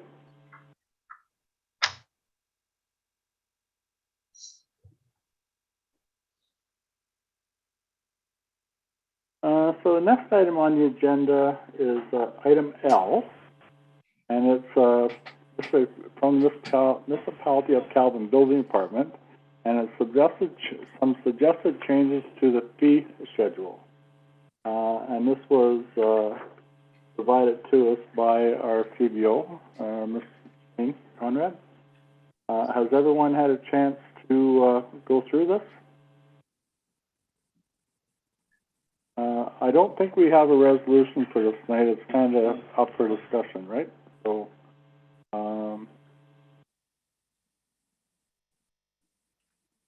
seems to be some concern about people not getting permits to do buildings and dismantling or whatever you call that, demolishing.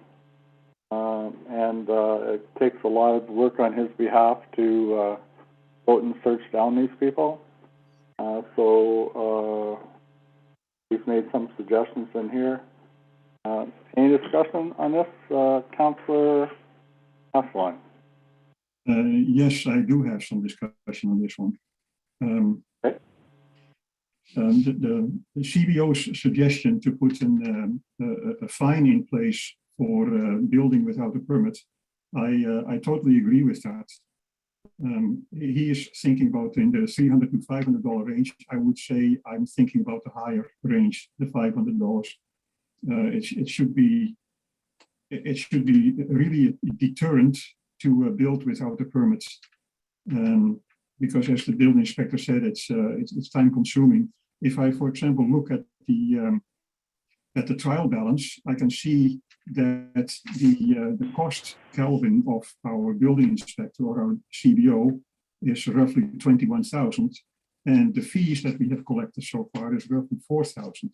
So any way that we can increase the recovery fees would be welcome.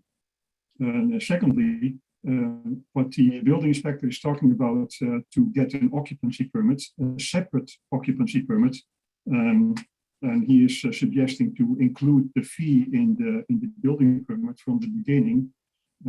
I think it makes a lot of sense. It does not require the person seeking the occupancy permit to run to the office, pay the fee, and then the building inspector can issue an occupancy permit. So if it is included in the building permit, then the building inspector can just issue an occupancy permit, and no further action need to be taken. And that's about this one. There's one more that the CBO submitted. That was about the actual occupancy permit requirements, but that comes on later. Yeah. Yeah, it's also I would hope that we can increase the building permit fees. I looked at some municipalities around us. They charge a a fee per square foot for residential, and it ranged between $1.30 and $1.70. And if I do a quick calculation, and that's about double of what we charge for a residential permit. So again, the building, the CBO spends a lot of time doing his inspections, and there's only a very small amount of money that we recoup from that. For example, a residential building requires 4 or 5 inspections. Each inspection costs at least a couple of $100. So to increase the building permit fees would be a welcome addition to our fee schedule. And that's all I have to say at the moment. Councillor Cross?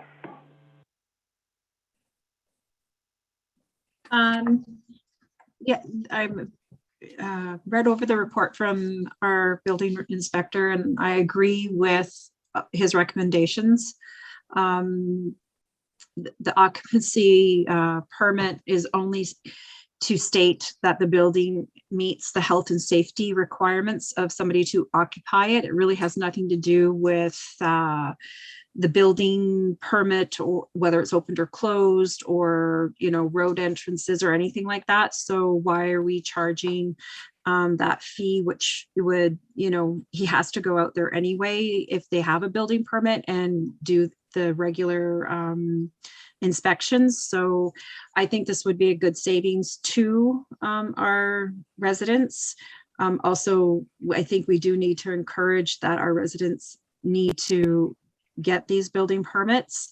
From what I understand, also a lot of, I'm not 100% sure if our building inspector uses it, but I do know a lot of building inspectors use satellite to see if people are building structures on their property. So I know some people may feel that if they don't get a permit, maybe they wouldn't know, but it usually shows up on satellite as well. And they usually can tell the size of the building or the addition by satellite without even, you know, showing up on your property. So it does cost the municipality to have the building inspector.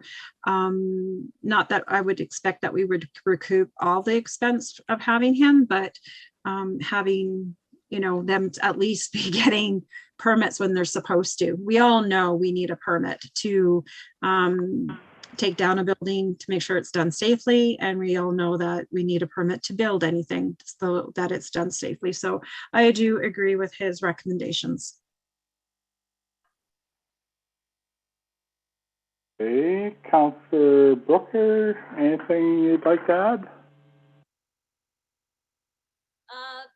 Not a whole lot to add, but I believe it's a very reasonable suggestion to have this fee for people who don't get building permits. As both the other councillors have stated, people do know that they need permits, and if they don't have them, they're not following the rules like everyone else is. So I believe that that additional fee and on the higher range would be reasonable. Okay.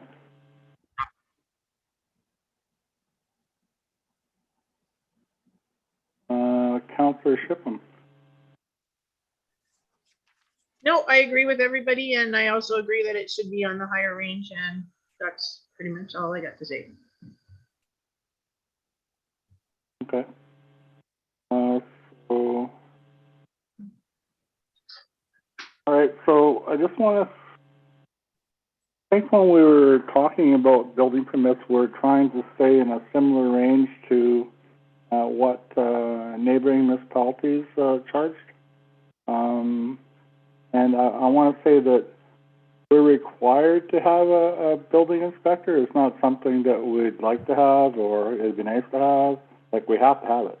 It's a law, right? So we were fortunate enough to be able to have Shane, share Shane with other municipalities, and he comes into our municipality on a weekly basis and does what he needs to do.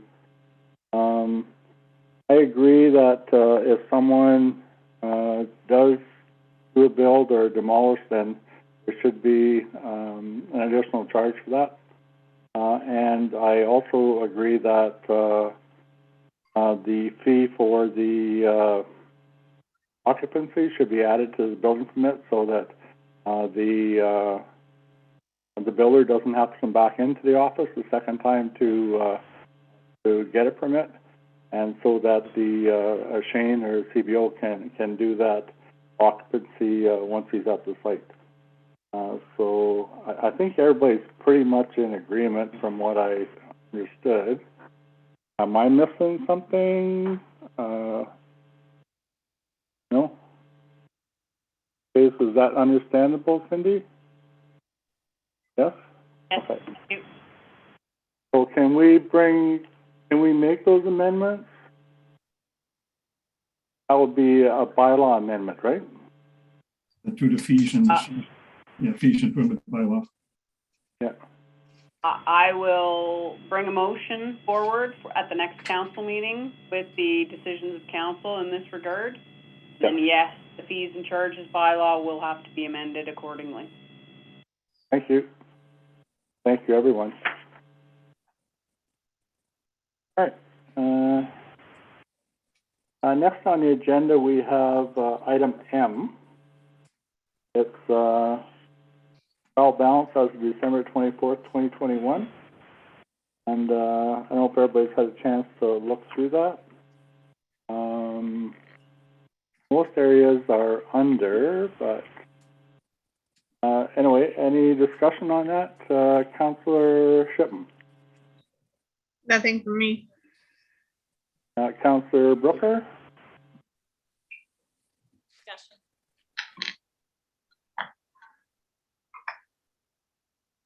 I'm sorry, I wasn't watching. You'd say yes or no? No? I said Okay, no thank you. discussion. Okay, thank you. Councillor Cross? Just that, I mean, I noticed that there were some things that were a little more than what we had budgeted for, and the majority of that was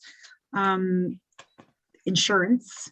It seemed to hit every level. There was a couple that were more, a little higher than expected, and then there was a few that were quite higher than I expected, and hopefully those we can deal with this year for sure. But there wasn't anything more than I would want to just thank you. Okay, thank you. Councillor Castellane? I'm a little bit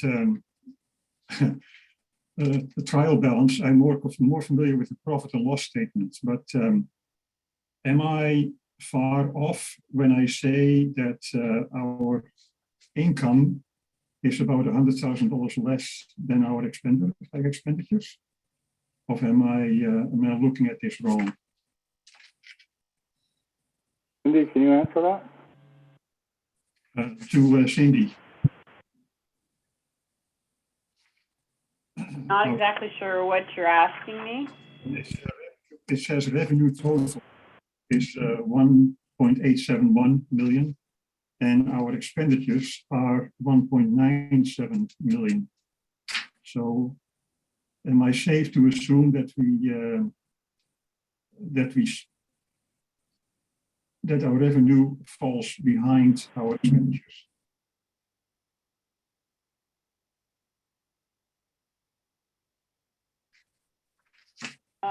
Yes, if you're looking at those numbers, yes, but there's more to the story than just the numbers. That's what I mean. I'm more familiar with the profit and loss statements than with the trial balance. So I don't really know how to exactly read this, but yeah, it's interesting. As Sandy already said, a lot of the posts that we had were way below budget, and that's really interesting. I must commend staff for keeping those expenditures under control.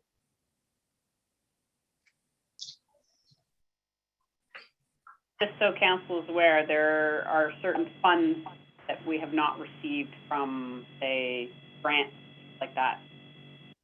Okay. That's what I mean by it's not showing the whole picture in that we haven't received some of the grant money that we've have been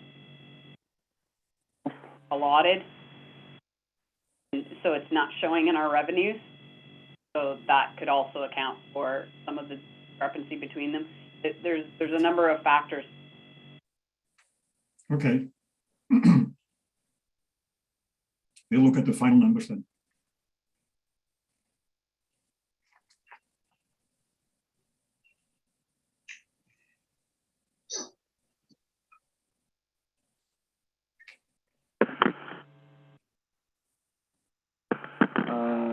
Anything else? And Councilor Cross. There was one I was hoping to get clarification on. I believe the budget, it's on category 326, the greater expenditures.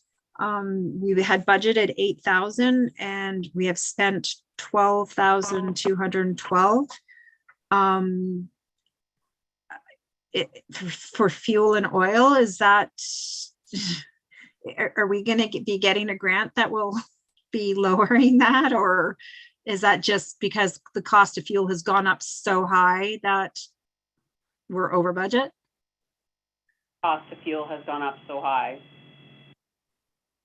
We don't have a grant for fuel and oil. Well, I was hoping,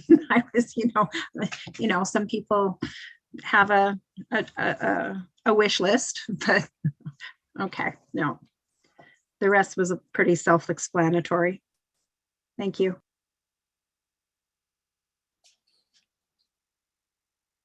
Anything else from anyone?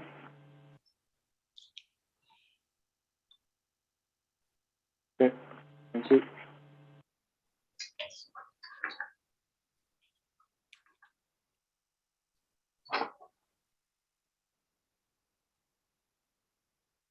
Next item on the agenda is item N, and it's Federation of Northern Ontario Municipalities, and it's support for physician, nurse, and healthcare professional shortages in Northern Ontario.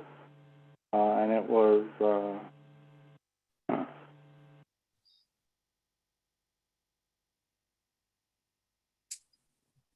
we have I hope everybody got a chance to read it.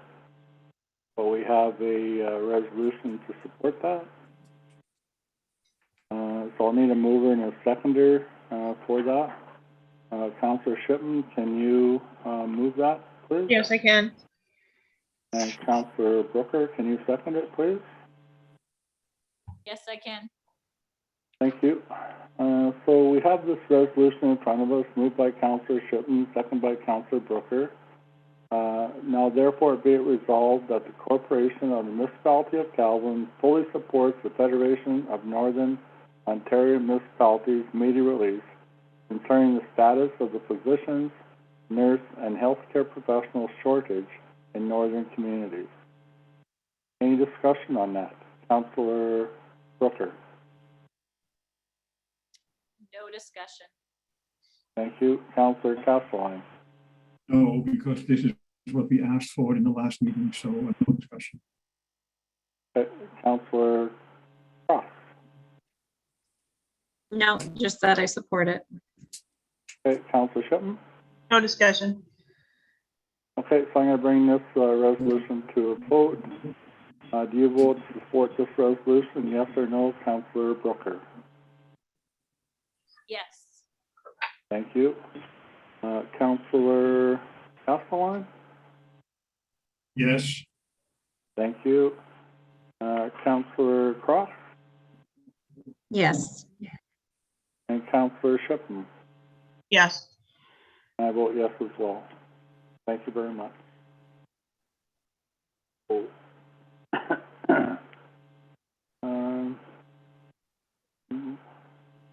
Next item on the agenda is item O. It's the Near North Crime Stoppers, and it's support for January as Crime Stoppers Month. We're into it for 11 days now, I believe. But we have a resolution.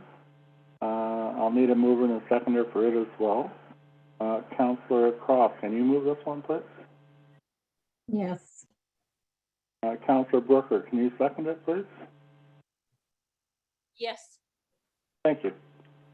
So we have this resolution moved by Councillor Cross, seconded by Councillor Brooker. Now therefore it be resolved that the Corporation and Municipality of Calvin fully supports the Near North Crime Stoppers in recognizing that January 2022 is Crime Stoppers Month, and directs staff to post messaging on our social media platforms and website as such to inform our community. Any discussion on that, Councillor Brooker? No discussion. Okay, Councillor Castelline, No discussion. Councillor Cross, No discussion. and Councillor Shipley. No discussion. Okay, I'm going to call for a vote on this resolution.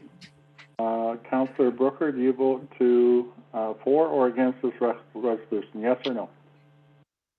Yes. Okay, Councillor Castelline, do you vote for this resolution? Yes. And Councillor Cross, do you vote for this resolution? Yes. And Councillor Shipley? Yes. And I vote yes as well. So this resolution is also carried.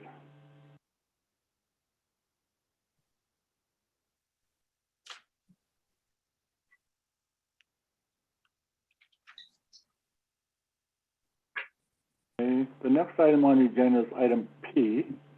It was provided to us by the Township of the Papineau Cameron, and I'm going to read it. It's concerning service levels from OPP. So it was received on January the 7th from Papineau Cameron, and it reads as follows. The Township of Papineau Cameron has made the inquiry of a number of surrounding municipalities to see if they have any concerns or issues with the service being provided by the Ontario Provincial Police. The Clerk Treasurer respectfully requests that members of council provide any concerns or issues that they have experienced or are aware of in our community regarding the service levels of the Ontario Provincial Police. The Clerk Treasurer also respectfully asks council would like to put this out to the public for their input as well, as submitted by Cindy, our Clerk Treasurer. So that's open to discussion. If anyone has any concerns, we can provide it to the Clerk Treasurer. Do you want to put it out to the public? I don't know how we do that. Maybe something on the form to fill in on the website, or not sure. Councillor Castellane, what's your thoughts? I think we should put this out to the public because I'm only me and I have no experience with the OPP whatsoever, none. So, but there may be others that have required the services and may not be happy with what they were provided. So I would like to know if that is indeed the case. Or also if they are happy, if they're happy with the service that the OPP provided. I would like to know both ways. Right. Councillor Cross. I as well haven't had to deal with the OPP, but I've heard a number of different things about their time of how long it takes to get here. Not necessarily here in Kelvin, but the surrounding areas. And that is a concern because if there was something extremely serious, I would like to think it would take less than what I've heard in the past of them coming. So also, like Mr. Castellan said, you know, if there's things that are positive, we need to hear those things as well. So definitely put this out to the public and see what the feedback is. Okay. Councillor Shipley? No, I agree. It should go out to the public so that everybody can have a weigh in on whether they have had a good or a bad experience. Okay. And Councillor Brooker? I agree. I have no personal issues or concerns, but it would be really nice if we had positive feedback from the community, but either or we should hear. Okay. All right, so it sounds like we would like to get the opinion of our constituents on their experiences with the OPP. Do we have a way that we could do that? We used to do stuff like that in our flyer. That's how we could do that, perhaps? The information can still be put into our flyer. It's just the flyer is electronic now. And there's a form on our new website. I would encourage all of council to visit our new website. It's I've seen been it. recently upgraded. I think it looks more user-friendly than it was before. So there is a form that people can fill out for comments.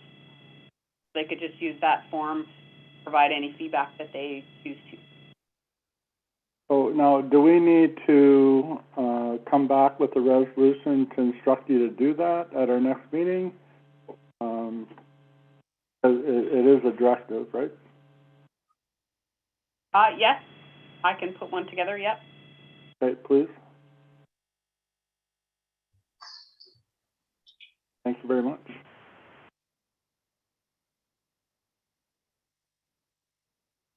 Okay.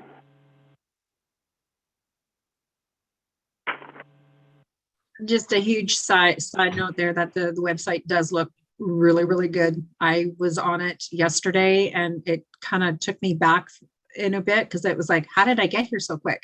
It was, it was very user friendly, great graphics.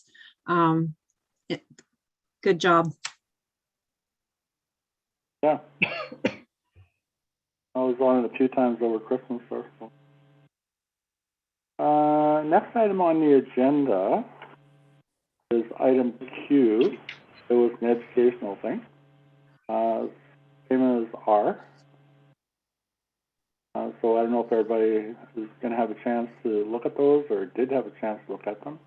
Well, I looked at R, and the hair on the back of my neck stood up from I see that Collingwood had to go through. So yeah, I hope that we never have to do this. Yeah. Okay. So the next item on the agenda is information letters. Is there anything in there that of concern or anybody wants to do anything about? Councillor Shipham.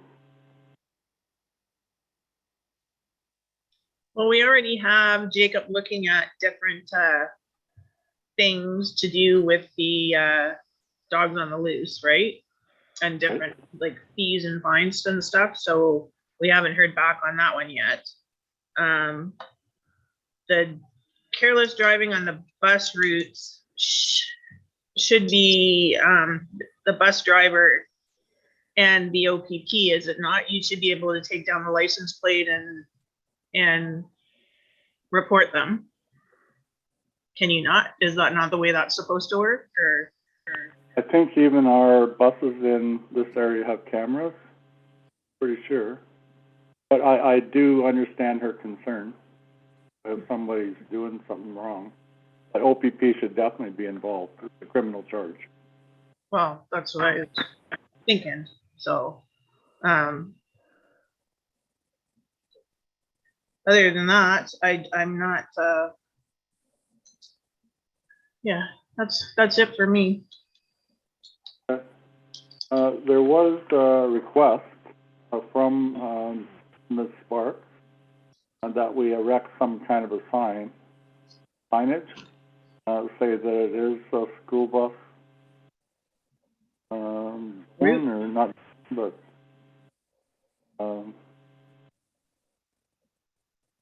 not trip.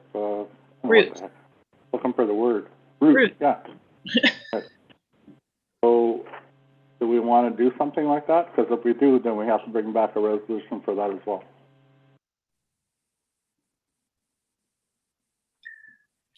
I suppose we could. I mean, it's when the school bus lights are flashing, everybody should know by now to stop and not pass. We have the the Atom signage Yeah. all over the place. So I don't know that we specifically need a sign, but we could, I guess. Okay. I know there's a family, I don't know their names, lads and ladies, that have erected a sign down, farther down on Peddlers, down close. The Moss family. Yeah. So they've erected their own sign there. Nice looking sign too. I don't think there's anything at this end. No, it should be, because the traffic laws say that when the school bus is stopped with flashing lights, then traffic has to stop in all directions, not the directions that the school bus is traveling in, but also crossways, unless there is a divided road. So it should be clear. If people stop for the stop sign, which they obviously did, and then continue to proceed through the intersection, that is absolutely wrong. That should be done. And I was wondering, does the fire hall have cameras installed that could catch the offender? There's a camera at the fire hall, but I'm not sure if it's where it is. If it would be accurate enough or good enough to catch that. Yeah.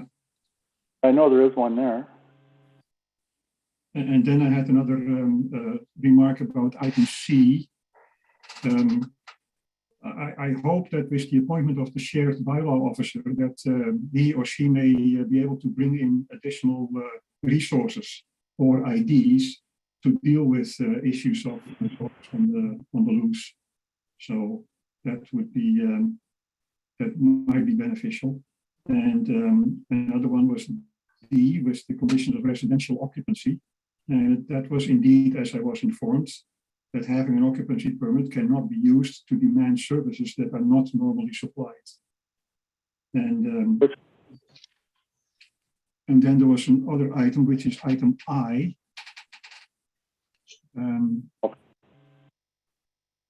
That was daylight savings time. And I did not really get what they proposed.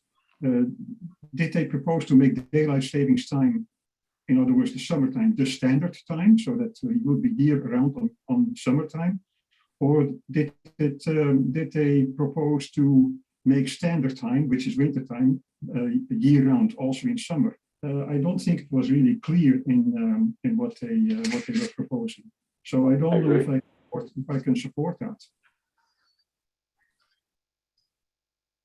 Or not to see the winter time and the summer, anyway. Yeah, so I would definitely support one change to summertime and then leaving it for the rest of eternity. Okay, so, all right, so we're going to count on our new bylaw officer to take care of dogs on the loose. Is that correct? And there was mention of a live trap there that maybe we can do something with, that they can do something with. And then, did you want to support that daylight savings time one? Well, if we can figure out what they mean. Yeah. Mayor Pennell? Oh, Quebec and New York too. Yes, Cindy? Just for clarification, the bill that's mentioned in the South Frontenac Act, the daylight savings time, it's to make daylight savings year-round, essentially, so that there won't be any changes back and forth. But the problem is getting places like the state of New York and Quebec on in agreement with it. That's what that is. They're just trying to support the fact that they would like it to go daylight savings all year round. I can support that. I would support that as well. Yeah, but we have to start somewhere.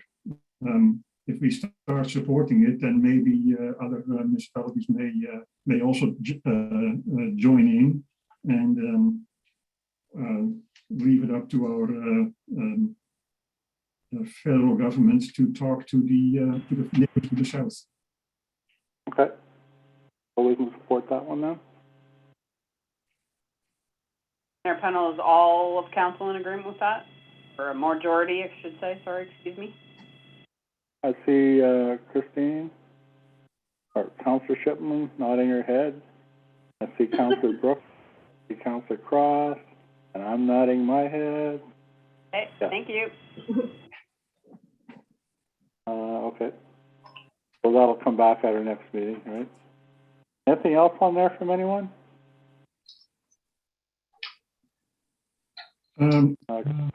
Item F, the RPRA. I'm not clear on this. Is this something that we pay or something that we receive? Which item is it? Item F F. as in Frank? Yes, it's in Frank. Yeah. Okay, I was looking at F. Mayor Pennell, can I answer that? Yes, please. We get 4 payments, Oh, yeah. We get Rick Ross, payments. at the moment. Okay. At the moment. Bear in Mhm. mind, all of these regulations are changing. Okay. But it wasn't clear from the paper, on me at least, whether we would be paying something or whether we would be receiving something. In the spreadsheet, Yeah.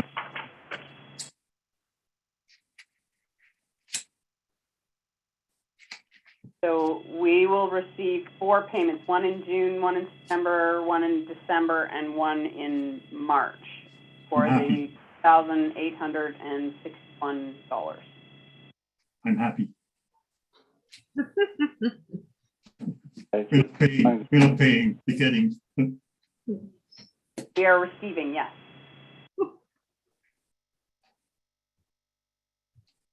Anything else? Councillor Cross had your hand up. I would like to definitely support you. Thank you. Appreciate it. Yeah, no, the letter U. East Ferris stood up and said that they support the municipality of Kelvin's weighted assessment resolution. So I would include ourselves in supporting that resolution. The only other thing I wanted to mention is that I'd like to let the people who wrote in letters to us with these concerns, we may not be able to find answers to all of them or come up with a solution right away, if any, but I really appreciate them reaching out and writing us and expressing their concerns, and hopefully we all can work together and come to a resolution to these things. And I just think it's great that, you know, residents are reaching out. That's all. Change has to start somewhere. Yep. Agreed. Okay. Anything else in there from anyone?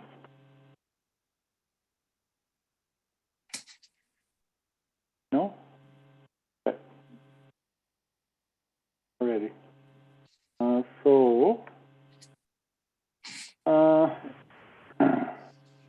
Next item on the agenda is number 8. Is information letters available as energy use and greenhouse gas emissions for the broader public sector. And that's a data link that you can go take a look at. Okay. After that, we have item 11. Okay, and it's a closed portion of the meeting. As per section 239(b), personal matters about an identifiable individual, including a municipal or local board employee, and 2D, labor relations or employee negotiations. 3, to discuss performance expectations, wages, and negotiations of an employment contract for the clerk treasurer.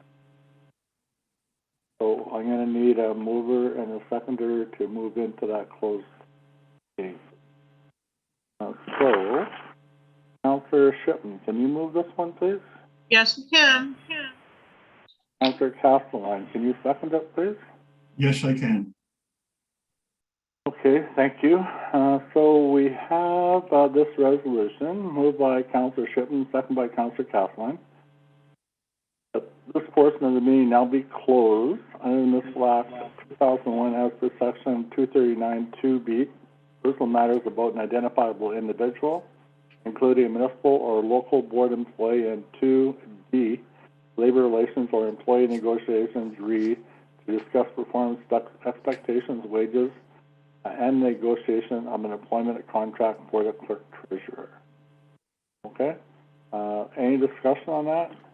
Councillor Brooker.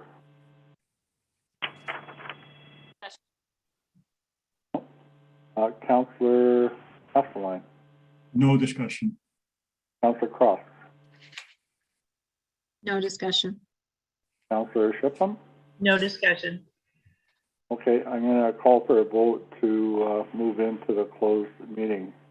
So, Councillor Brooker, are you in favor of moving into the closed meeting? Yes or no? Yes.